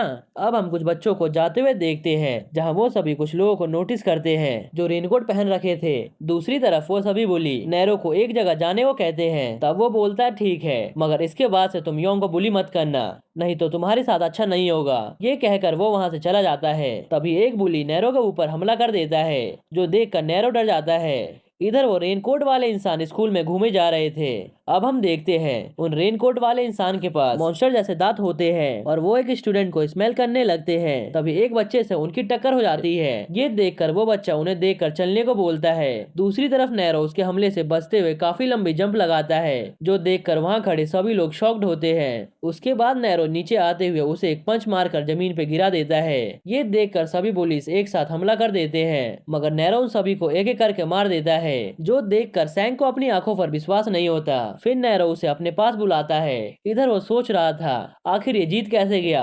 फिर सैंग एक बोतल को तोड़कर नैरो की तरफ कर देता है। दूसरी तरफ वो सभी रेनकोट वाले इंसान अपना असली रूप दिखाते हैं। उन्हें देखकर सभी बच्चे इधर से उधर भागने लगते हैं, क्योंकि वो सभी इंसान के रूप में मॉन्स्टर होते हैं। इधर योंग को कुछ आवाज सुनाई देती है। तब वो टीचर को आवाज देता है, मगर उसे कुछ भी रिप्लाई नहीं आता। तभी उसे अपने पीछे एक मॉन्स्टर दिखता है जो काफी खतरनाक दिख रहा था। साथ ही साथ वो अपना हाथ उसके तरफ ही किए हुए था। इधर नैरो बच्चों को भागते हुए देखता है जहाँ बच्चे मॉन्स्टर मॉन्स्टर चिल्ला रहे थे। ये देखकर नैरो थोड़ा शॉक्ड होता है और बाहर की तरफ भागने लगता है और सोचता है ये मत बोलना कि वो सभी मेरे पीछे स्कूल तक आ गए हैं। तभी सैंग बोतल के टुकड़े से नैरो पर हमला कर देता है, लेकिन नैरो गेट बंद करके उसे वहीं पर फंसा देता है, जिस कारण सैंग चिल्लाता रह जाता है गेट ओपन करने के लिए। तब नैरो कहता है अगर तुम मरना नहीं चाहते तो चुपचाप यहीं पे रहो। ये सुनकर सैंग को काफी गुस्सा आता है और वो उसे मारने का ठान लेता है। तभी उसकी नजर विंडो पे पड़ती है। दूसरी तरफ हम टीचर्स को देखते हैं जो शोर को सुनकर बाहर आते हैं। तब वो देखते सारे मॉन्स्टर स्टूडेंट को मार रहे हैं। ये देखकर वो सभी वहीं पर फ्रीज हो जाते हैं। उन्हें अपनी आंखों पर विश्वास नहीं हो रहा था। तभी वो मॉन्स्टर उन्हें अंदर की तरफ धक्का देता है जहां बाकी के टीचर्स भी बैठे हुए थे। फिर वो मॉन्स्टर टीचर ऑफिस में आकर अपना भयानक रूप दिखाता है। इधर लूना कुछ बच्चों को मॉन्स्टर्स के बारे में बातें करते हुए सुनती है और वहां से भागने लगती है। ऐसा लग रहा था जैसे उसे इसके बारे में कुछ तो पता है और वो भागते हुए सोचती है वो सभी यहाँ पर मेरी सोच से भी पहले पहुंच गए, मगर मुझे सबसे पहले उसे ढूंढना होगा। तभी उसके रास्ते में एक मॉन्स्टर आता है। तब लूना एक थ्रेड की हेल्प से उसे लपेट लेती है और उसके गर्दन को दबाना शुरू कर देती है। एक मॉन्स्टर एक बच्चे को मारने ही वाला था। तभी वहां पर नैरो एक बटन दबा देता है, जिसकी आवाज सुनकर वो मॉन्स्टर उस बच्चे को छोड़कर नैरो की तरफ भागता है, ये कहते हुए कि मैंने तुम्हें ढूंढ लिया। तब नैरो उसे अपने पीछे भगाने लगता है क्योंकि वो एक ऐसी जगह ढूंढ रहा था जहाँ कोई बच्चा उसे ना देख ले। वो अभी भाग ही रहा होता है तभी सैंग उसके ऊपर हमला कर देता है, मगर नैरो उसे डॉज कर लेता है और वो मॉन्स्टर सैंग को पकड़ लेता है। तब वो पूछता है ये है कौन, क्या ये मॉन्स्टर है? फिर मॉन्स्टर नैरो से कहता है यहाँ से भागना मत, नहीं तो मैं इस बच्चे को जान से मार दूंगा। तब सैंग चिल्लाते हुए कहता है तुम मुझे घूर क्यों रहे हो, इससे अच्छा मेरी हेल्प करो। तब नैरो कहता है क्या मुझे तेरी हेल्प करनी चाहिए? ये सुनकर सैंग काफी डरता है और अपनी हेल्प करने के लिए बोलने लगता है और रोते हुए कहता है आज से मैं तुम्हारी सभी बातें मानूंगा, तुम सिर्फ मेरी जान बचा लो। इधर वो मॉन्स्टर सैंग के फेस पर निशान कर देता है जिससे उसका खून निकलने लगता है। सैंग नोटिस करता है नैरो वहां से जा चुका है, ये देखकर वो और डरने लगता है। तभी वहां पर नैरो आकर उस मॉन्स्टर से फाइट करने लगता है। ऐसा करते हुए नैरो के फेस पर वापस से ब्लू निशान आने लगे थे। नैरो उसे किक मारकर साइड कर देता है, ये देखकर सैंग थोड़ा शॉक्ड होता है। इधर वो मॉन्स्टर खत्म हो जाता है, जो देखकर सैंग डरते हुए पूछता है नैरो क्या तुम सही में एक इंसान हो? अभी वो कुछ बोलता है उससे पहले ही एक मॉन्स्टर उनके पास आकर गिरता है। ये देखकर वो दोनों सोचते हैं इससे कौन लड़ रहा था। जब वो बाहर जाकर देखते हैं तब वो पाते हैं लूना उन सभी मॉन्स्टर से फाइट कर रही है। ये देखकर नैरो शॉक्ड होता है। फिर सैंग उसकी तरफ बढ़ते हुए पूछता है लूना क्या तुम ठीक हो? तब लूना उसके फेस पर एक किक मारते हुए नैरो से कहती है मैं यहाँ पर मॉन्स्टर से फाइट कर रही हूँ जब तक तुम बाहर चले जाओ। तब वो कहता है इसका क्या मतलब? फिर लूना बोलती है तुम बाहर जाओगे तो ये मॉन्स्टर भी तुम्हारे पास आएंगे, तुम्हें ये बात पता है ना? यहाँ पर मॉन्स्टर्स स्टूडेंट्स को भी नुकसान पहुंचा रहे हैं, ऐसा करो तुम जिम में जाओ। ये सुनकर नैरो शॉक्ड होते हुए पूछता है ये सब तुम्हें कैसे पता? उसके कुछ बोलने से पहले ही वहाँ पर बहुत सारे मॉन्स्टर आते हैं। तब लूना उसे वहाँ से भागने को कहती है। ये सुनकर नैरो विंडो तोड़कर वहाँ से भागने लगता है और वो आगे जाकर सोचता है आखिर मुझे कोई फॉलो क्यों नहीं कर रहा, क्या ये प्लान फेल हो गया? तभी अचानक से एक के बाद एक मॉन्स्टर आने लगते हैं। तब नैरो की नजर एक बास्केट पे पड़ती है जिसमें बॉल रखा हुआ था। फिर नैरो उन सभी मॉन्स्टर को बास्केट में फंसा देता है और सोचता है ऐसा लग रहा है जैसे इनके पास दिमाग नहीं है, इनका एक ही एम है मुझे कैसे भी करके मारना। मगर मैंने कभी एक्सपेक्ट नहीं किया था ये सब इतने स्ट्रांग होते हैं, पहले वाले तो काफी वीक थे। तभी उन मॉन्स्टर को वायर की हेल्प से कोई खींच लेता है और उन्हें मार देता है। ये कोई और नहीं बल्कि लूना होती है। तब नैरो से पूछता है तुमने एक साथ इन दोनों मॉन्स्टर को कैसे डील किया, आखिर तुम हो कौन? तब लूना उसे फालतू की बातें ना करके अभी फाइट पर फोकस करने को बोलती है। वहाँ पर एक एक करके बहुत सारे मॉन्स्टर आने लगे थे और उनकी संख्या बढ़ती जा रही थी। फिर कुछ मॉन्स्टर आपस में मिलकर उन दोनों के ऊपर हमला कर देते हैं। उनका हमला इतना खतरनाक था कि जमीन पर निशान पड़ने लगते हैं, मगर लूना और नैरो पहले ही कर्टन्स के पीछे छुप गए थे। तब नैरो उससे पूछता है हम इनसे डील कैसे करने वाले हैं? तब वो कहती है पता नहीं, ये सभी अब कंबाइन हो चुके हैं इसीलिए इनसे लड़ना बहुत ही मुश्किल होगा। फिर लूना कहती है मुझे समझ आ गया। उसके बाद वो सामने आते हुए कहती है ओए मोटे, तू हमें कैसे ढूंढेगा जब तू इतना शोर कर रहा है? तब वो मॉन्स्टर तेजी से उसकी तरफ बढ़ने लगता है। तभी लूना उसके ऊपर कर्टेन्स गिरा देती है जिससे वो मॉन्स्टर उसी में फंस जाता है। फिर वो नैरो को आवाज देती है जो ऊपर दीवार पर छुपा हुआ था। ये सुनकर वो तेजी से नीचे आने लगता है और कुछ स्टील्स को तोड़ने लगता है जिससे उसके फेस पर वापस से ब्लू मार्क आ जाते हैं। फिर वो कहता है आज तो तेरा अंत पक्का है। अब हम एक खतरनाक से मॉन्स्टर को देखते हैं जो नैरो के दोस्त को उठाकर ले जा रहा था। वो एक बहुत ही एबल सी स्माइल करता है जिसमें वो काफी डरावना दिख रहा था। दूसरी तरफ नैरो और लूना मिलकर उस विशाल से मॉन्स्टर को हरा चुके थे। तब नैरो सोचता ये पहले की तरह राख में बदल गए और अचानक से गायब भी हो रहे हैं, क्या मेरी दादी का भी यही हाल हुआ होगा? फिर लूना बोलती है यहाँ से हमें जल्दी से निकलना होगा और एक सेफ सी जगह पर जल्द से जल्द पहुंचना होगा। तभी नैरो को अपने दोस्त की आवाज सुनाई देती है और जब वो पीछे मुड़कर देखता है तब उसका हाल बहुत ही बुरा होता है। फिर नैरो उसकी तरफ बढ़ते हुए पूछता है क्या तुम्हें चोट लगी है? तब लूना चिल्लाते हुए कहती है रुक जाओ, इसमें कुछ तो अजीब है, उसके पास मत जाओ। मगर नैरो अपने दोस्त की तरफ बढ़ने लगता है। तब लूना बोलती है उसके पैरों की तरफ देखो, उसकी शैडो काफी बड़ी है, क्या तुम्हें अजीब नहीं लग रहा? तभी उसका दोस्त उसके पास आता है और उसके कानों में कहता है भागो यहाँ से।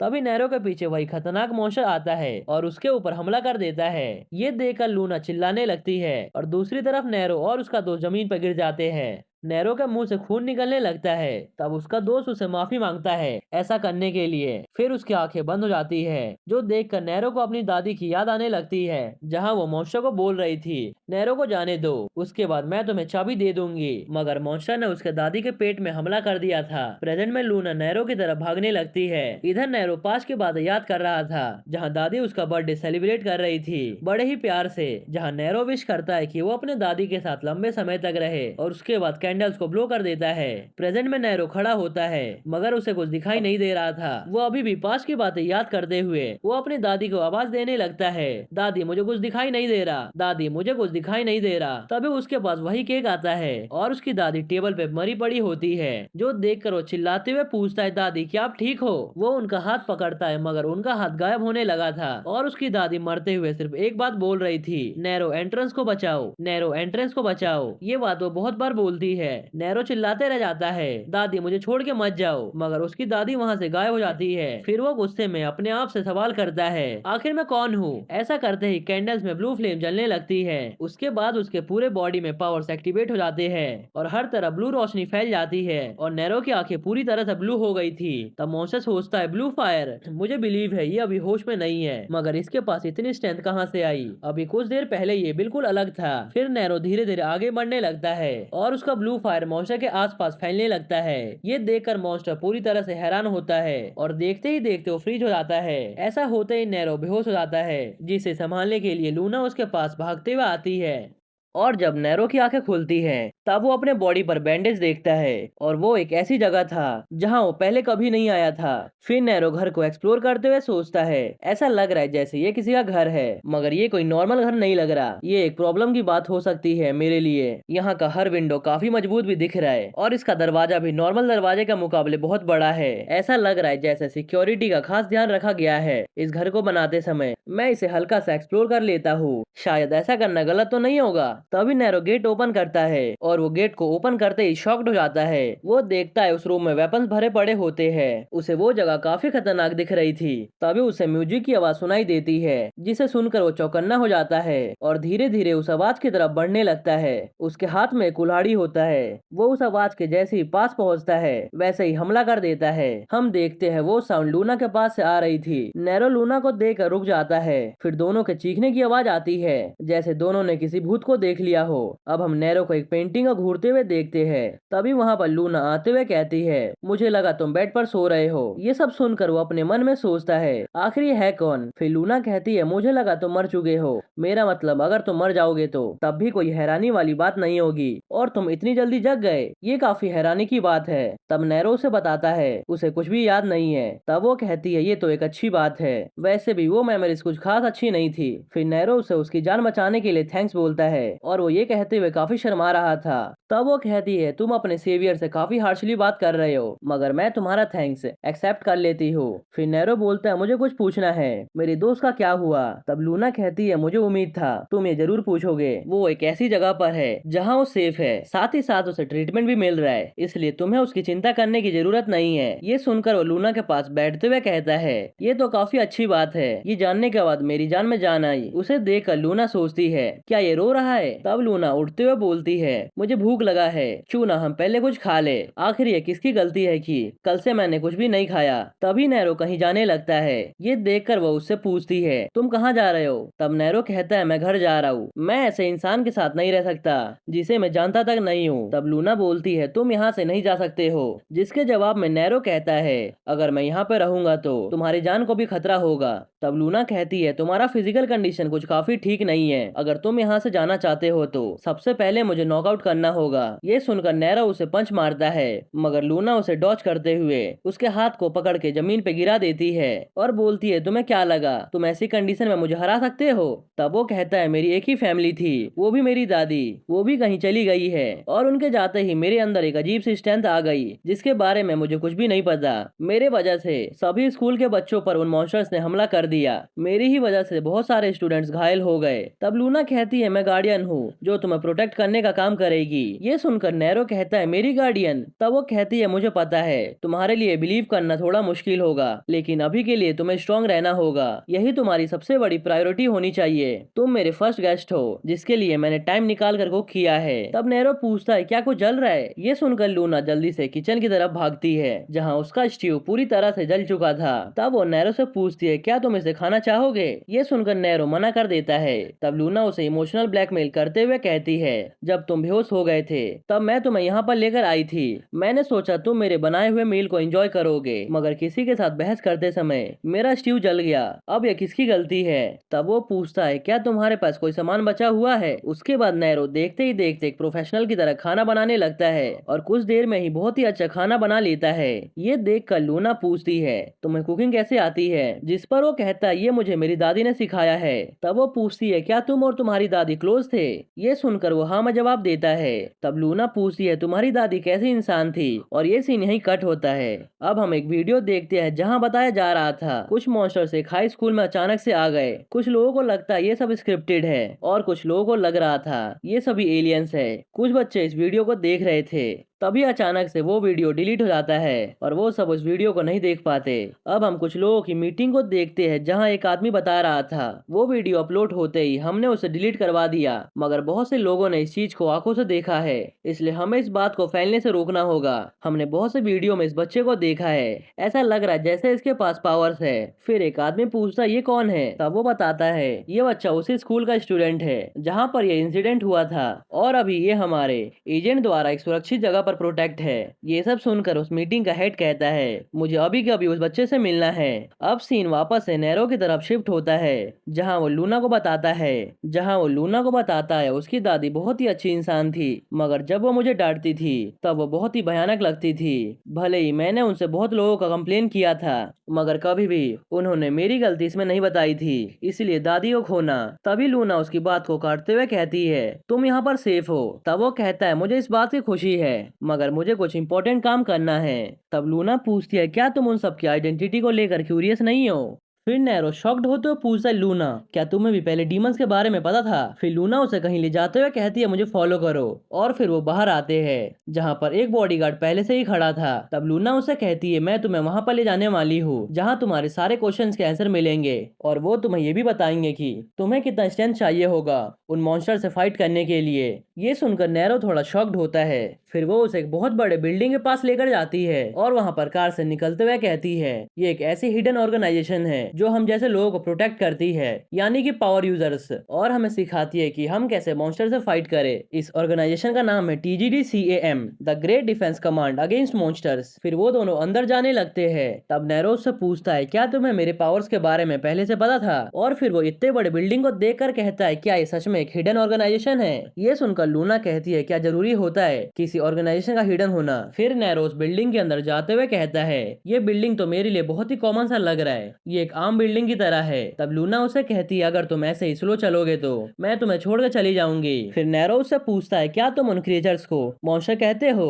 ये सुनकर लूना कहती है हाँ, हम उनसे इतने सालों से फाइट करते आ रहे हैं और हमारे पास मॉन्स्टर के अलावा कोई बढ़िया नाम नहीं है, इसलिए हम उन्हें मॉन्स्टर बुलाते हैं। तब नैरो पूछता है क्या वो मॉन्स्टर हमारे से भी पावरफुल है, इसका मतलब हमें और पावर्स की जरूरत पड़ेगी उन मॉन्स्टर से फाइट करने के लिए। और फिर वो दोनों लिफ्ट के पास जाते हैं जहाँ लिफ्ट में एक लड़की निकलती है जिसने नैरो की तरह सेम यूनिफॉर्म पहना हुआ था। ये देखकर नैरो सोचता है ये ड्रेस तो मेरे स्कूल की है। अब वो तीनों लिफ्ट में चढ़ जाते हैं। तब लूना ऊपर की तरफ बटन दबाती है। ये देखकर नैरो शॉक्ड होता है ऊपर, लेकिन हम तो नीचे जाने वाले थे ना। फिर वो लूना से पूछता है हम कौन से फ्लोर पर जाने वाले हैं। ये सुनकर लूना हंसने लगती है। तभी वो लड़की उसे घूर कर देखती है। ये देखकर नैरो थोड़ा शॉक्ड होता है। अब वो तीनों 15वें फ्लोर पर आते हैं जो कि एक लैब की तरह दिख रहा था। वहाँ पर बहुत सारे केमिकल होते हैं और साथ ही साथ लोग वहाँ पर ट्रेनिंग कर रहे थे। तभी लूना उस लड़की को रोकते हुए कहती है एरिन तुमसे मिले बहुत टाइम हो चुका है, चूना तुम दोनों अपने आप को इंट्रोड्यूस करवा लो। अब वो तीनों एक ऐसे रूम में जाते हैं जहाँ पर हर जगह कैमरे लगे होते हैं और इन तीनों को उनका हेड देख रहा होता है। तभी एरिन अपने गिटार वाले बैग से वेपन निकालती है। ये देखकर नैरो सोचता है अच्छा तो ये वेपन है।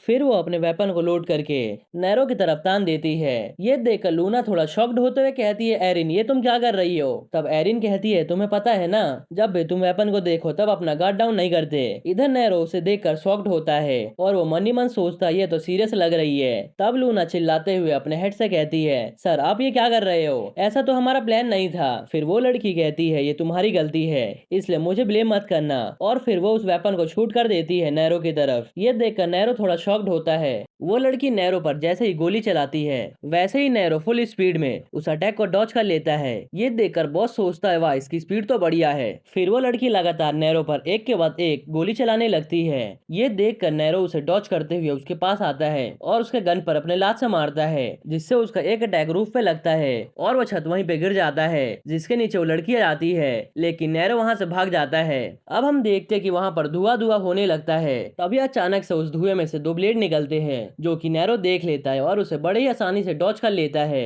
अब हम देखते हैं कि वो अटैक एरिन ने मारा था, जो कि उसका एक वेपन है। अब नैरो उस अटैक से बचते हुए मन ही मन सोचता है, क्या मैं उसके पास जाऊं? नहीं नहीं, अगर मैं उसके पास जाकर अटैक करूंगा तो मेरे अंदर की पावर्स विकसित हो जाएंगी, जिससे उस लड़की को चोट भी लग सकती है। अब क्या होना था, नैरो एरिन के अटैक को एक के बाद एक करके डॉज करने लगता है। ये देखकर उनका बॉस सोचता है, बंदे का डिफेंस तो बढ़िया है, लेकिन ये अटैक क्यों नहीं कर रहा? इधर एरिन अपने ब्लेड्स को फुल पावर के साथ यूज करने लगती है और एक टाइम पर ऐसा आता है कि उसके ब्लेड नैरो को लगने ही वाले होते हैं। तभी अचानक से वो ब्लेड नीचे गिरने लगते हैं और उसके साथ ही साथ नैरो भी नीचे गिर जाता है। वो सोचता है कि आखिर क्या हुआ।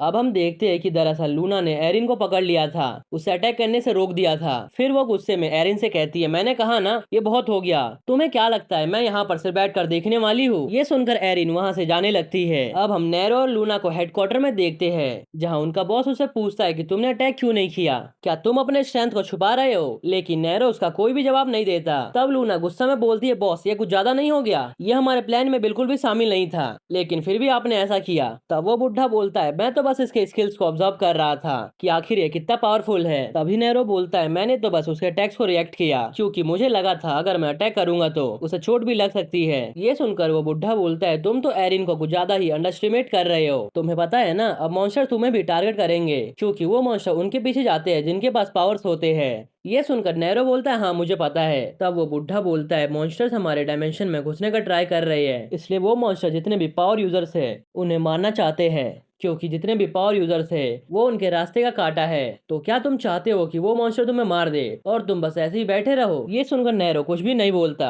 तभी लूना कुछ बोलने वाली होती है, लेकिन वो बुढ़ा उसे रोकते हुए कहता है, इन मॉन्स्टर्स को हराने के लिए तुम्हें ट्रेनिंग की जरूरत पड़ेगी और साथ ही साथ बहुत सारे वेपन्स की, जो कि हम तुम्हें प्रोवाइड करवा सकते हैं, लेकिन उससे पहले तुम्हें अपने आप को प्रूव करना होगा, वो भी मेरे आंखों के सामने। तभी उनके टीवी पर कोई मैसेज आता है, जो देखकर वो बुढ़ा वहां से जाते हुए कहता है, आज के लिए इतना ही और हमारी मीटिंग यहीं पर खत्म होती है। तभी नैरो बोलता है, क्या उन सभी मॉन्स्टर को मारना जरूरी है? ये सुनकर वो बुढ़ा बोलता है, सालों से वो सारे मॉन्स्टर हम पर कब्जा करना चाहते हैं, इसलिए हमें मिलकर उनका खात्मा करना ही पड़ेगा। और ये सीन यहीं कट होता है। अब हमें नैरो और लूना को जाते हुए दिखाया जाता है, जहाँ नैरो लूना को देखकर सोचता है, उस फाइट के बाद से लूना को ज्यादा ही सैड दिख रही है। तभी उसे एरिन दिखती है, जो कि लिफ्ट के बाहर खड़ी थी। अब हमें एरिन के बारे में बताया जाता है, वो 19 साल की है और वो इस कंपनी की एजेंट है, और ठीक ऐसा काम लूना भी करती है। फिर नैरो लूना से पूछता है, वो लड़की भी तुम्हारी तरह है ना? तब लूना कहती है, हाँ वो मेरी तरह ही है, वो भी एक एजेंट है। जब मैं बहुत छोटी थी तब मैं यहाँ पर लाई गई थी, क्योंकि मैंने छोटी उम्र में ही अपने पावर्स को डेवलप कर लिया था।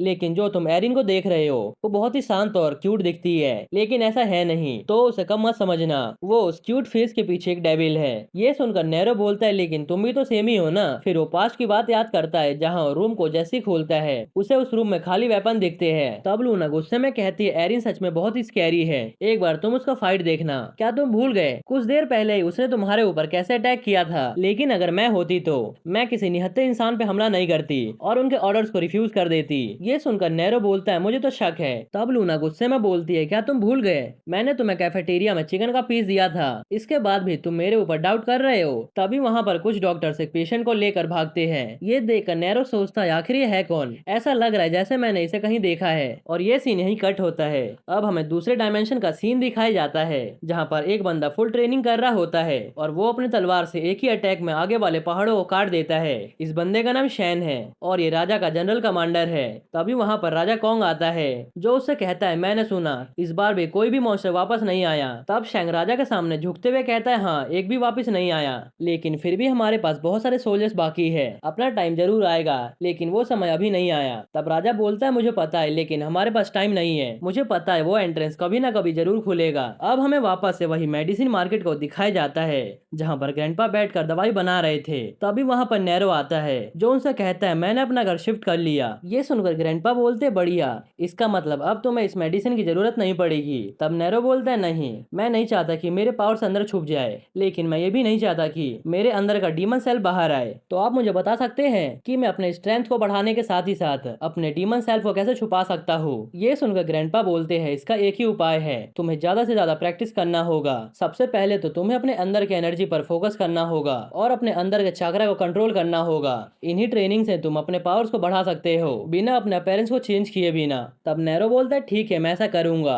ये सुनकर वो ग्रैंडपा उसका हुडी को नीचे करते हुए कहते हैं, ऐसा नहीं है कि ये सब तुम एक ही दिन में कर लोगे, इसलिए आज के बाद से तुम हमेशा मुझे शाम को मिलने आना। और ये सीन नहीं कट होता है। अब हमें स्कूल का सीन दिखाया जाता है जहाँ कुछ बच्चे क्लास में बात कर रहे होते हैं जिम को वापस से कंस्ट्रक्ट किया जा रहा है। उस हादसे के बाद से हमारा स्कूल पूरा तबाह हो गया था, लेकिन इस न्यूज के बारे में किसी को भी पता नहीं चला। सरकार ने ना जाने कैसे सारी वीडियोस और फोटोज को डिलीट करवा दिया।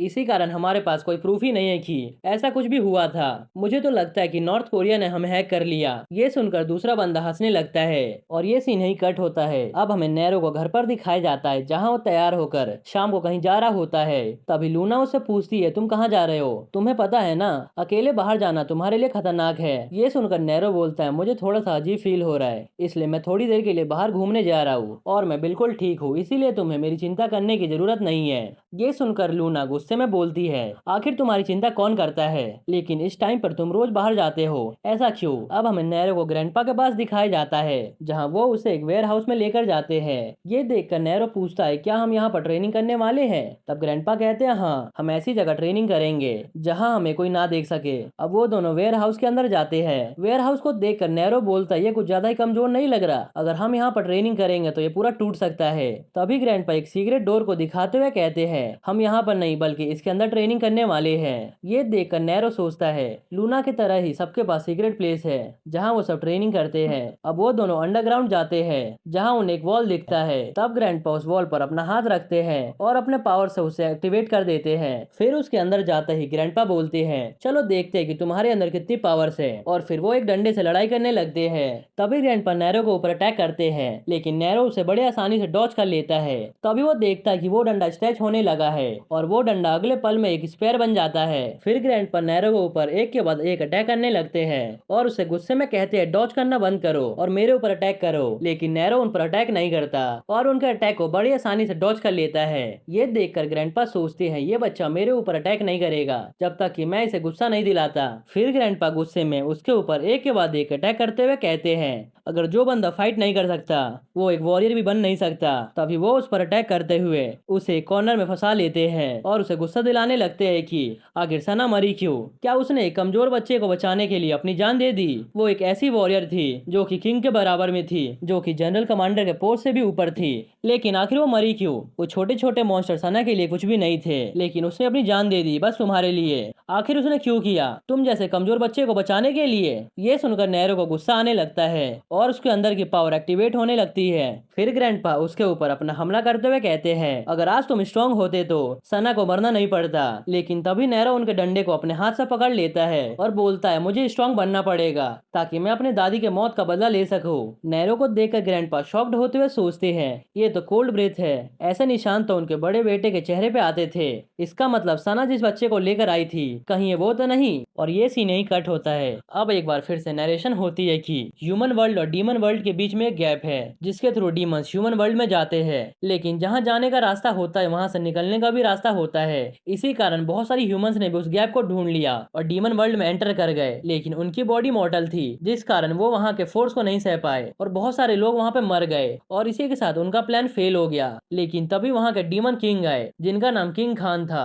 वो वहाँ पर आकर देखते कि एक लेडी वहाँ जिंदा होती है और कहते हैं कि किंग खान बहुत ही शांत स्वभाव के थे, जिस कारण उन्होंने उस लेडी की जान बचा ली और धीरे धीरे करके वो दोनों प्यार में पड़ गए और इसी के साथ उनका एक बच्चा हुआ जो कि इस दुनिया में न्यू क्रिएचर था। एक तरह से कहे तो वो हाफ ह्यूमन और हाफ डीमन था। अब हमें प्रेजेंट का सीन दिखाया जाता है जहाँ पर ये बात सोचकर ग्रैंडपा बहुत ज्यादा शॉक्ड होते हैं और वो नैरो से पीछे हट जाते हैं और मनी मन सोचते हैं ये तो खान का बेटा है, इसका मतलब सना जिस बच्चे को वहां से लेकर आई थी वो प्रिंस थे। अब हम ग्रैंडपा को देखते हैं जो कि नैरो के पावर को कंट्रोल में ला रहे थे, क्योंकि ऐसा लग रहा था जैसे उसका पूरा पावर एक्सप्लोड हो जाएगा। फिर वो नैरो से कहते हैं ऐसा लग रहा है जैसे तुम्हारे पूरे बॉडी का पावर एक्सप्लोड होने वाला है, इसलिए मैं इसे फोकस करने का ट्राई करता हूँ। तुम्हें थोड़ा दर्द होगा लेकिन कैसे भी करके तुम्हें अपने पावर्स को कंट्रोल करना पड़ेगा। और इसी के साथ वो उसके पावर को फोकस करने लगते हैं जिससे नैरो को बॉडी से ब्लू रे निकलने लगती है और नैरो बहुत ही तेजी से चिल्लाने लगता है। अब हम नैरो को देखते हैं जो कि जमीन पे गिर गया था और वो बहुत ज्यादा दर्द में था। तब ग्रैंडपा खड़े होते हुए कहते हैं फिलहाल के लिए तो मैंने तुम्हारे पावर्स को कंट्रोल में कर दिया है, लेकिन अब ये तुम्हारे ऊपर है कि तुम अपने पावर को सील करो या फिर उसे अपने कंट्रोल में लाओ। तुम्हारे बॉडी के अंदर बहुत ज्यादा पावर है जो तुमने कभी इमेजिन भी नहीं किया होगा, इसलिए सबसे पहले तो तुम्हें अपने बॉडी के पावर को अपना बनाना पड़ेगा। अब हमें फिर से उन्हें ट्रेनिंग वाले गुफा में दिखाया जाता है जहाँ पर ग्रैंडपा कहते हैं कि तुम्हें कैसे भी करके पावर को ओवरकम करना है। इधर नैरो बार बार वही सोचे जा रहा था जहाँ पर ग्रैंडपा ने कहा था कि अपने बॉडी वाले पावर को अपना बनाओ तभी तुम इसे कंट्रोल कर पाओगे। फिर ग्रैंडपा एक बोतल को खोलते हैं और बोलते हैं कि अगर तुम्हें पावर को कंट्रोल करना है तो ये कोई नॉर्मल मेथड से नहीं होगा, तुम्हें इसके लिए स्पेशल ट्रेनिंग करनी पड़ेगी जिसमें तुम्हें पेन को सहना पड़ेगा। अब एक ऐसी चीज अपेयर होगी जो तुम पर अटैक भी करेगी, बेशक वो तुम पर अटैक करेगी लेकिन वो रियल नहीं होंगे, लेकिन तुम्हें उनसे फाइट करना पड़ेगा। अब वो जैसी बोतल को ओपन करते हैं उसमें से धुआं निकलने लगता है जिससे नैरो को सांस लेने में दिक्कत होने लगती है और साथ ही साथ उसे दिखाई नहीं देता। फिर वो अपने माइंड को शांत करते हुए अपने पावर पे फोकस करता है जिससे उसे लगता है कि मेरे सामने कोई तो बढ़ रहा है और वो मेरे ऊपर अटैक कर रहा है। तभी अचानक से एक ब्लू पंच आता है और उसे तेज का मारता है जिससे नैरो को लगता है कि ऐसा लग रहा है जैसे मेरी बॉडी फट जाएगी और मैं कितनी दूर जाके गिरूंगा। अब नैरो जैसे ही खड़ा होता है वैसे ही वो देखता है कि एक ब्लू ऑरा उसके सामने खड़ी है। ये देख कर वो सोचता है ये तो मेरी बॉडी का एम्बॉडीमेंट है, लेकिन ये कितना बड़ा है, मुझे इसे कैसे भी करके फाइट करना होगा, इसके लिए मुझे अपने स्पीड को बढ़ाना पड़ेगा। फिर वो ये सोचकर आगे बढ़ता है उसे मारने के लिए, लेकिन अगले पल ही वो ऑरा उसके पीछे आ जाती है। ये देख कर वो सोचता है क्या यहाँ पर दो है, नहीं ये तो बहुत ही तेज है, ये इतनी तेज आया कि मैं उसे देख भी नहीं पाया। उस पंच को खाने के बाद नैरो के होश उड़ जाते हैं और वो फिर से सोचने लगता है क्या मैं वही पुराना वाला नैरो हूँ जो कि हमेशा हेल्पलेस था। नहीं, मैं वो पुराना वाला नैरो नहीं हूँ, मुझे कैसे भी करके इससे फाइट करना पड़ेगा, चाहे वो पावर डीमन की हो या फिर किसी और की, मैं उन्हें मार दूंगा, मैं उन्हें कैसे भी करके मार के रहूंगा। ये कहते ही उसके बॉडी के पावर एक्टिवेट हो जाते हैं और वो उस ब्लू ऑरा से फाइट करने लगता है। कुछ देर लगातार टक्कर की फाइट करने के बाद ग्रैंडपा सोचते हैं इसकी पावर तो बहुत ज्यादा है, अगर ये ऐसे ही फाइट करता रहा तो ये अपने आप को मार ही लेगा। तभी ग्रैंडपा देखते हैं कि अचानक से वहां का जो डोर होता है वो एक्टिवेट होने लगता है। ये देखकर ग्रैंडपा सोचते हैं मुझे इसे कैसे भी करके रोकना होगा। ये देखकर ग्रैंडपा को एहसास होता है कि कहीं उसके पास वो पावर तो नहीं है जिससे हम किसी भी पोर्टल को खोल सके। अब हमें थोड़ी देर का सीन दिखाया जाता है जहाँ पर नैरो बैठा हुआ था, इसका मतलब उस ब्लू ऑरा ने उसे हरा दिया था। तभी वो ब्लू ऑरा उसके पास आता है और उसके सिर पर हाथ रखता है। तभी अचानक से नैरो की नींद खुल जाती है। हम देखते हैं कि नैरो बेहोश हो गया था और अभी उसकी आंखें खुली थी। तब ग्रैंडपा उससे बोलते हैं क्या तुम जग गए, मैंने कभी सोचा नहीं था कि ऐसा होगा, तुम्हारा पावर आउट ऑफ कंट्रोल हो गया था। ये सुनकर नैरो उदास होते हुए कहता है क्या मैं फिर से फेल हो गया, लेकिन मैं कैसे भी करके इस पावर को कंट्रोल करके रहूंगा, मैं ऐसे ही हार नहीं मानने वाला। तब ग्रैंडपा बोलते हैं ये मेरी गलती है और ये सीन ही कट होता है। अब हमें दूसरे डायमेंशन का सीन दिखाया जाता है जहाँ पर राजा के पास एक बंदा आता है और उनसे कहता है कि नॉर्थ में जो हमारे डीमंस रहते हैं वहाँ का एरिया दिन पर दिन छोटा होता जा रहा है और साथ ही साथ खाने की भी बहुत कमी हो रही है और वो हमसे सवाल कर रहे हैं कि आखिर किस दिन वो पोर्टल ओपन होगा और हम इंसानी दुनिया में जा पाएंगे, आखिर कब तक हम शैन की बातों पर बिलीव करेंगे। ये सुनकर राजा थोड़ा गुस्से में उस बंदे को देखते हैं। ये देखकर वो बंदा माफी मांगते हुए कहता है लेकिन महाराज मुझे उसकी बातों पर बिलीव नहीं है। तब राजा उसे शैन को बुलाने के लिए बोलते हैं। ये सुनकर वो बंदा शैन को बुलाने चला जाता है। इधर राजा मनी मन सोच रहा था हमारी दुनिया का सबसे डार्केस्ट प्लेस भी कम होता जा रहा है, मुझे कैसे भी करके इसे रोकना होगा, नहीं तो मेरी पोजीशन खतरे में आ जाएगी। इधर वो बंदा शैन के पास जाता है और उससे कहता है कि राजा तुम्हें बुला रही है। तब शैन उसकी बातों को इग्नोर कर देता है और वो सामने देखने लगता है। तब वो बंदा पूछता है कहीं कुछ हुआ है क्या। ये सुनकर शैन हंसते हुए मुड़ता है और बोलता है कुछ भी तो नहीं। शैन को देखकर वो बंदा सोचता है इसे किंग ऑफ सॉर्ड कहते हैं, लेकिन पता नहीं अभी क्या सोच रहा है। तभी शैन कहता है लगता है तुम्हें बहुत ज्यादा चिंता है क्योंकि तुम मेरे ऊपर ट्रस्ट नहीं करते है ना। ये सुनकर वो बंदा कहता है आप क्या बातें कर रहे हो। तब शैन कहता है मेरे कान हर जगह है, जो तुम बोल रहे हो मुझे सब सुनाई देता है। ये सुनकर तो उस बंदे की फट जाती है और वो डर से कांपने लगता है। तब शैन बोलता है तुम्हें पता है मैं यहाँ पर कैसे आया हूँ। अब तक मैंने ना जाने कितने लोगों को मारा है और मैंने खून के खेल को खेलकर ही इस पोजीशन को पाया है। तो तुम्हें क्या लगता है मैं ऐसी हार मान जाऊंगा। इसलिए मुझसे बच के रहना, नहीं तो तुम भी मेरी तलवार से मारे जाओगे। ये सुनकर तो उस बंदे की हालत खराब होने लगती है। तब शैंग वहाँ से चला जाता है। अब हमें नैरो और लूना को दिखाया जाता है जहाँ पर वो दोनों बर्तन धो रहे होते हैं। तभी लूना उससे पूछती है बहुत दिनों से। तब नैरो बोलता है क्या। फिर लूना कहती है तुम रोज रात को बाहर जाते हो आखिर किस लिए। तब नैरो कहता है मैं तो बस ऐसे ही फ्रेश एयर लेने जाता हूँ। ये सुनकर लूना गुस्से में कहती है नैरो बस बहुत हुआ, तुम्हें क्या लगता है मैं तुम्हारी सारी बातों पे बिलीव कर लूंगी। मुझे पता है ये तुम्हारे लिए मुश्किल है, लेकिन हमारे रिलेशनशिप में हमें छुपाना नहीं चाहिए। तब नैरो कहता है कैसा रिलेशनशिप। ये सुनकर लूना थोड़ा शॉक्ड होती है और ये सीन यहीं कट होता है। अब हमें फिर से गुफा का सीन दिखाया जाता है जहाँ पर नैरो और ग्रैंडपा प्रैक्टिस कर रहे थे। इधर नैरो फिर से उस ब्लू ऑरा से फाइट करने लगता है। ये देखकर ग्रैंडपा सोचते हैं अभी हमें सिर्फ एक ही वीक हुआ है प्रैक्टिस करे, लेकिन इस बंदे ने कितना ग्रोथ किया है। इसने अपने स्ट्रेंथ को बढ़ाने के साथ ही साथ अपने अंदर का पावर को कंट्रोल भी कर लिया है। आखिर ये है भी तो राजा का बेटा ना, जिसने पूरी दुनिया पर राज किया था। इधर हम नैरो को देखते हैं जो अपने एम्बॉडीमेंट को देखकर सोचता है speed, strength, fire, ice, undying flame, ये सब मेरे अंदर के एम्बॉडीमेंट है, यानी ये मेरे अंदर के पावर्स है जिनसे मुझे फाइट करना होगा। अब नैरो फुल पावर मोड में आकर उनसे फाइट करने के लिए रेडी हो जाता है। फिर नैरो अपने ही पावर्स को हराने के लिए तैयार हो जाता है ताकि वो उन पर पूरी तरह से कंट्रोल कर सके और फ्यूचर में उसके फेस पर कोई भी ब्लू निशान ना आए। वो आगे बढ़ते हुए सोचता है यहाँ पर सबसे स्ट्रॉन्ग मोमेंटम है, इसलिए मुझे सबसे पहले उसे ही हराना होगा। फिर नैरो तेजी से जाकर उसे पंच मारता है मगर मोमेंटम को कुछ होता ही नहीं है। उल्टा वो नैरो के फेस पर हाथ रखते हुए कहता है मैंने तुम्हें ढूंढ लिया। ऐसा कहते ही वो नैरो को मारकर दूर कर देता है। तब नैरो सोचता है उसे हराने का कोई तो तरीका जरूर होगा, मुझे जल्द से जल्द ढूंढना होगा। अगर मैंने एक सेकंड के लिए भी अपना गार्ड डाउन किया तो अब मैं गया। अभी वो ये सब सोच ही रहा होता है तभी वो स्टैचू उसके ऊपर हमला कर देता है, जो हमला नैरो को लग भी जाता है। उसके लगते ही नैरो को एहसास होता है कि ये सभी अटैक कर रहे हैं ताकि वो उसे मार सके, मगर कुछ तो अलग बात है। इस हमले में ऐसा लग रहा है जैसे ये हल्का उसका टेस्ट करने के लिए किया जा रहा होगा। इधर ग्रैंडपा ऊपर बैठकर सभी फाइट को देख रहे थे और मनी मन सोचते हैं मोमेंटम पूरी तरह से चेंज हो गया है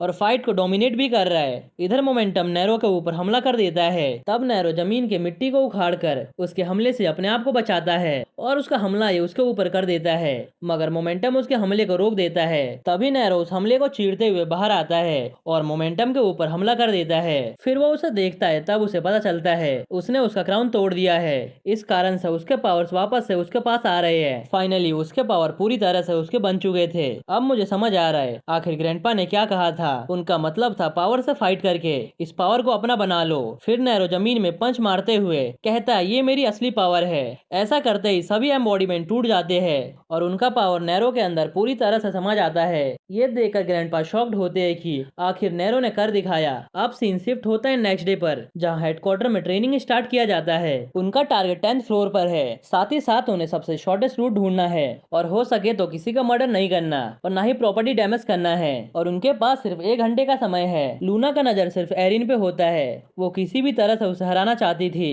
रेस स्टार्ट होते ही सबसे पहले एक लंबी जंप मारकर लूना बिल्डिंग के काफी ऊपर पहुंच जाती है और फिर एरिन से कहती है मैं यहाँ पर जल्दी पहुंच गई हूँ, तुम तो हारने वाली हो। तभी एरिन एक लंबी जंप मारकर लूना के काफी आगे बढ़ जाती है।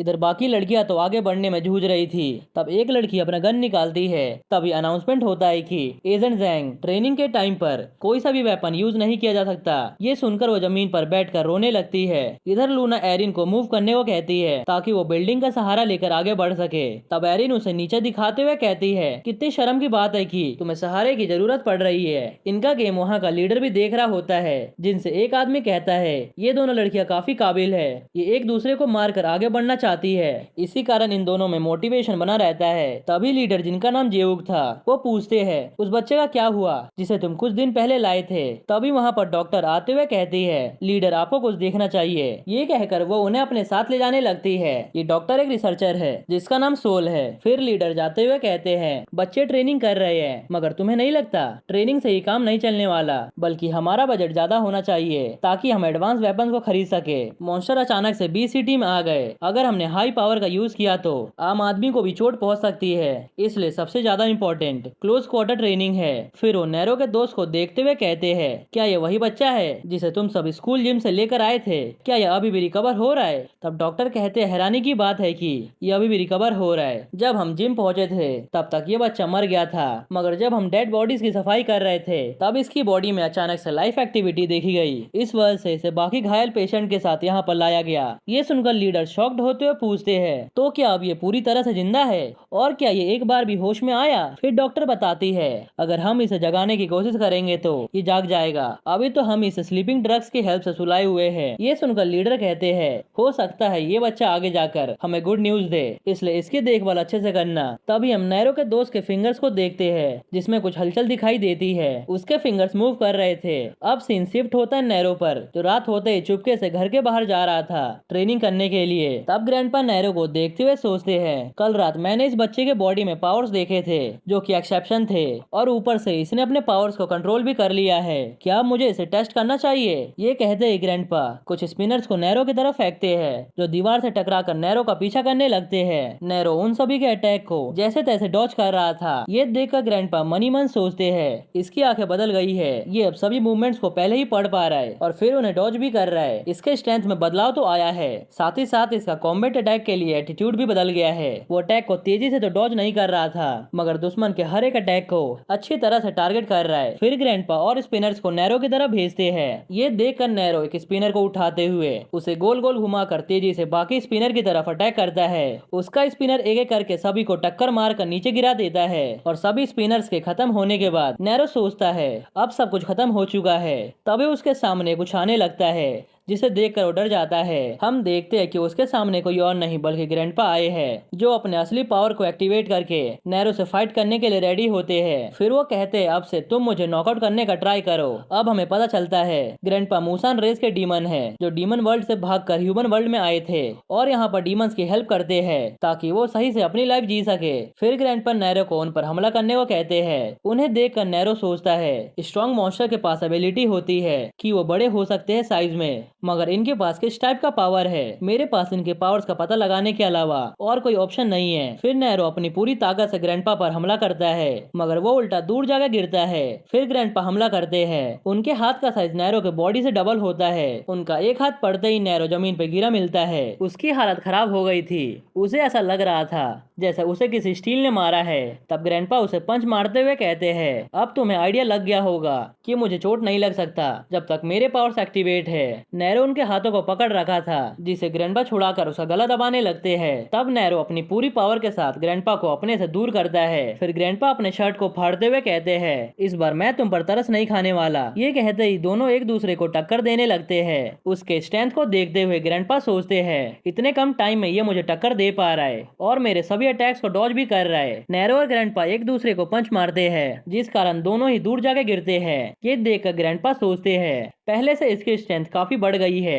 ये पहले से बहुत ज्यादा स्ट्रॉन्ग बन चुका है। फिर नैरो ग्रैंडपा को पंच मारता है, जिसके इफेक्ट से ग्रैंडपा नीचे गिर जाते हैं और अपने असली फॉर्म में आ जाते हैं। नैरो का पंच जमीन पर भी लगता है, जहां निशान पड़ जाते हैं। ये देखकर ग्रैंडपा शॉक्ड होते हुए सोचते हैं, कॉम्बैट फाइटिंग करते टाइम भी ये बच्चा अपना डीमन साइड अलग रखा था, अब लगता है ये बच्चा रेडी हो चुका है। अब सीन शिफ्ट होता है नेक्स्ट मॉर्निंग पर, जहां लूना सो रही थी। तभी उसे एक अच्छी सी स्मेल आती है, जिस कारण वो जग जाती है और वो नीचे आकर देखती है नैरो ने ब्रेकफास्ट तैयार किया था।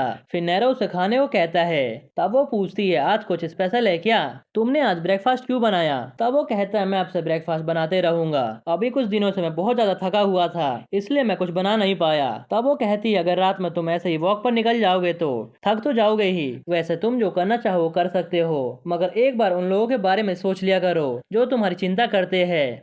तब नैरो पूछता है, क्या तुम मेरे लिए चिंता कर रही थी? ये सुनकर लूना शर्माते हुए पूछती है, मैं और तुम्हारी चिंता? ऐसा हो ही नहीं सकता, मगर तुम अकेले जाते हो, इसलिए तुम्हारा अकेले जाना बहुत ही खतरनाक हो सकता है। मैं सिर्फ इसलिए चिंता कर रही हूँ क्योंकि तुम्हारे कारण मुझे भी प्रॉब्लम आ सकती है। तब नैरो उससे माफी मांगते हुए कहता है, जब से मेरी दादी मरी है तब से मेरी चिंता करने वाला कोई नहीं था।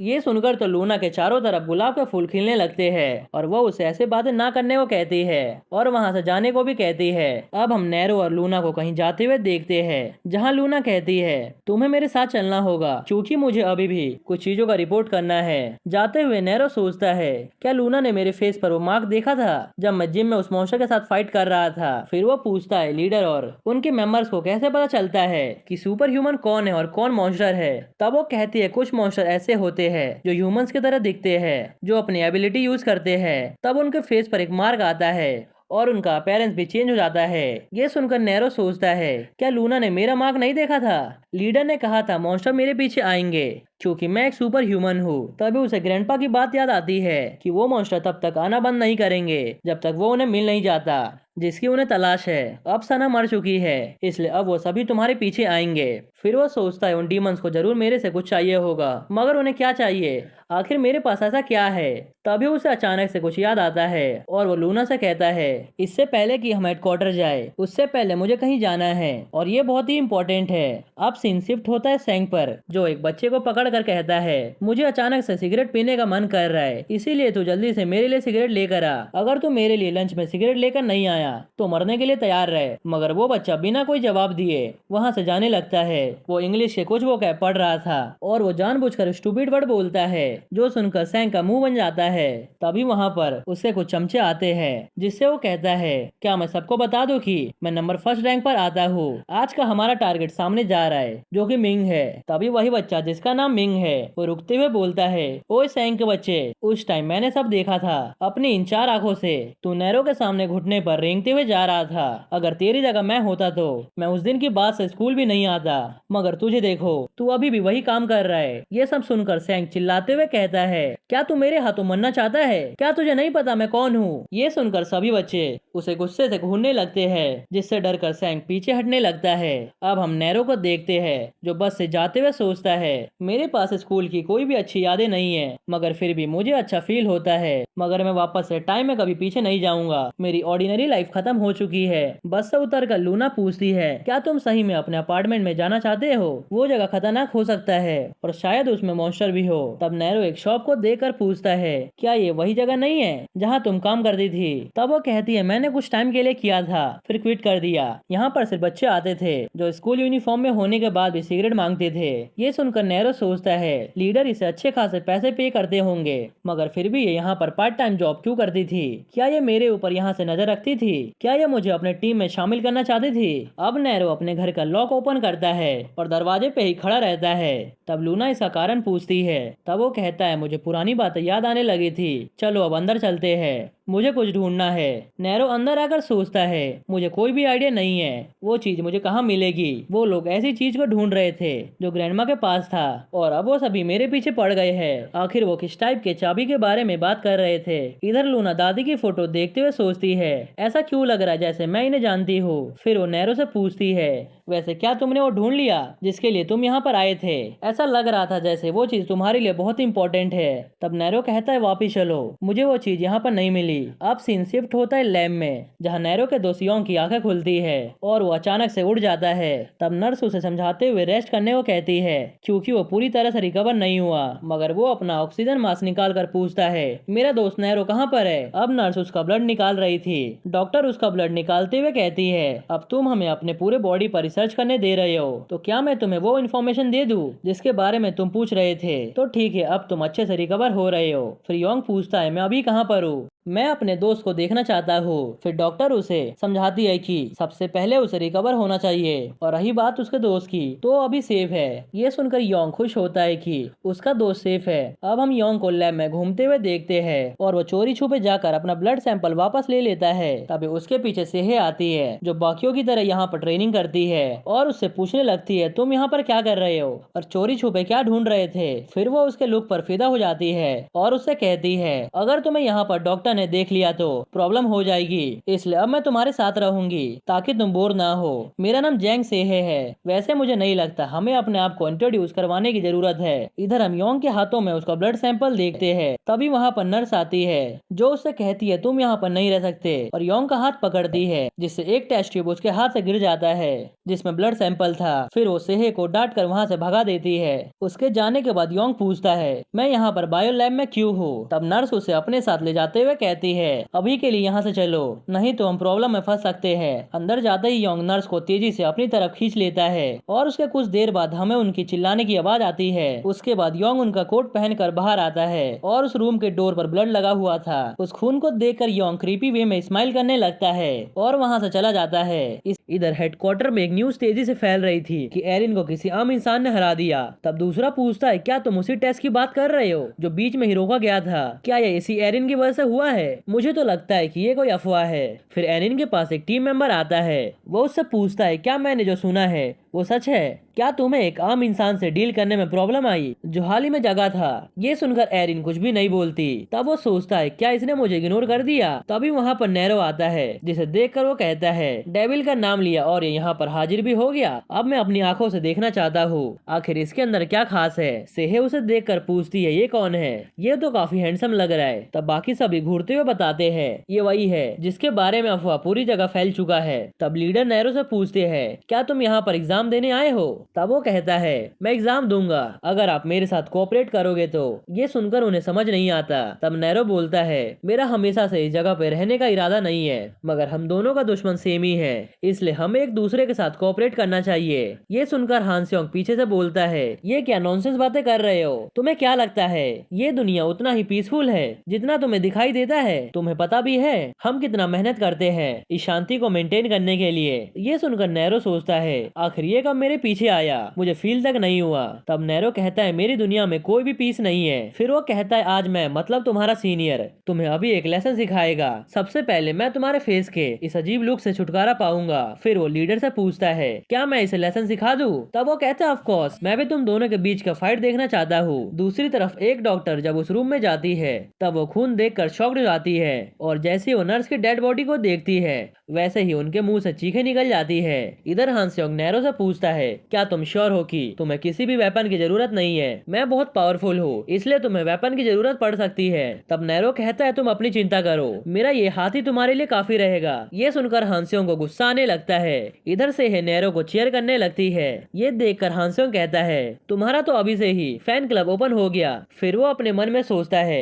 इस बंदे का एटीट्यूड भी ठीक एरिन की तरह है, अगर मैं इसे हरा दूंगा तो मैं न्यू एस बन जाऊंगा। ये सोचकर वो क्रीपी स्माइल करने लगता है। फिर वो याद करता है कैसे पास्ट में एरिन उसे हरा दिया करती थी जिस कारण वो अभी तक अपने आप को प्रूव नहीं कर पाया। अब एरिन साइड हो गई है इसलिए ये उसका आखिरी मौका है। ये सोचकर वो तेजी से नैरो की तरफ बढ़ता है और नैरो के पीछे आकर उसे कान में बोलता है अब तुम्हारा क्या ख्याल है मेरे बारे में? मैं तुम्हारे से काफी ज्यादा फास्ट हूँ ना? फिर वो चारों तरफ घूमने लगता है और कहता है यहाँ पर जितने भी स्पीडस्टर है मैं उन सबसे बेस्ट हूँ, तुम मुझे अपनी आंखों से देख नहीं पाओगे। अब तुम मुझे कैसे पकड़ने वाले हो जब मैं इतना फास्ट हूँ? वो तेजी से घूमते घूमते नैरो को मारने जाता है। तब नैरो उसके पंच को आसानी से डॉच करके उल्टा उसे पंच मारकर जमीन पे गिरा देता है जिस कारण हानस्योंग की हालत खराब हो जाती है और वो उठ भी नहीं पाता। अब हम नैरो को देखते हैं जिसकी आंखें बंद थी। ये देख कर लीडर शॉक्ड होते हैं। फिर डॉक्टर पूछती है क्या इसने आंखें बंद करके अटैक किया था? तब लीडर कहते हैं इंसानों की आंखें एक हद तक देख सकती है, फर्क नहीं पड़ता तुम कितने स्ट्रॉन्ग हो, तुम्हारे देखने की ताकत इतनी ज्यादा नहीं हो सकती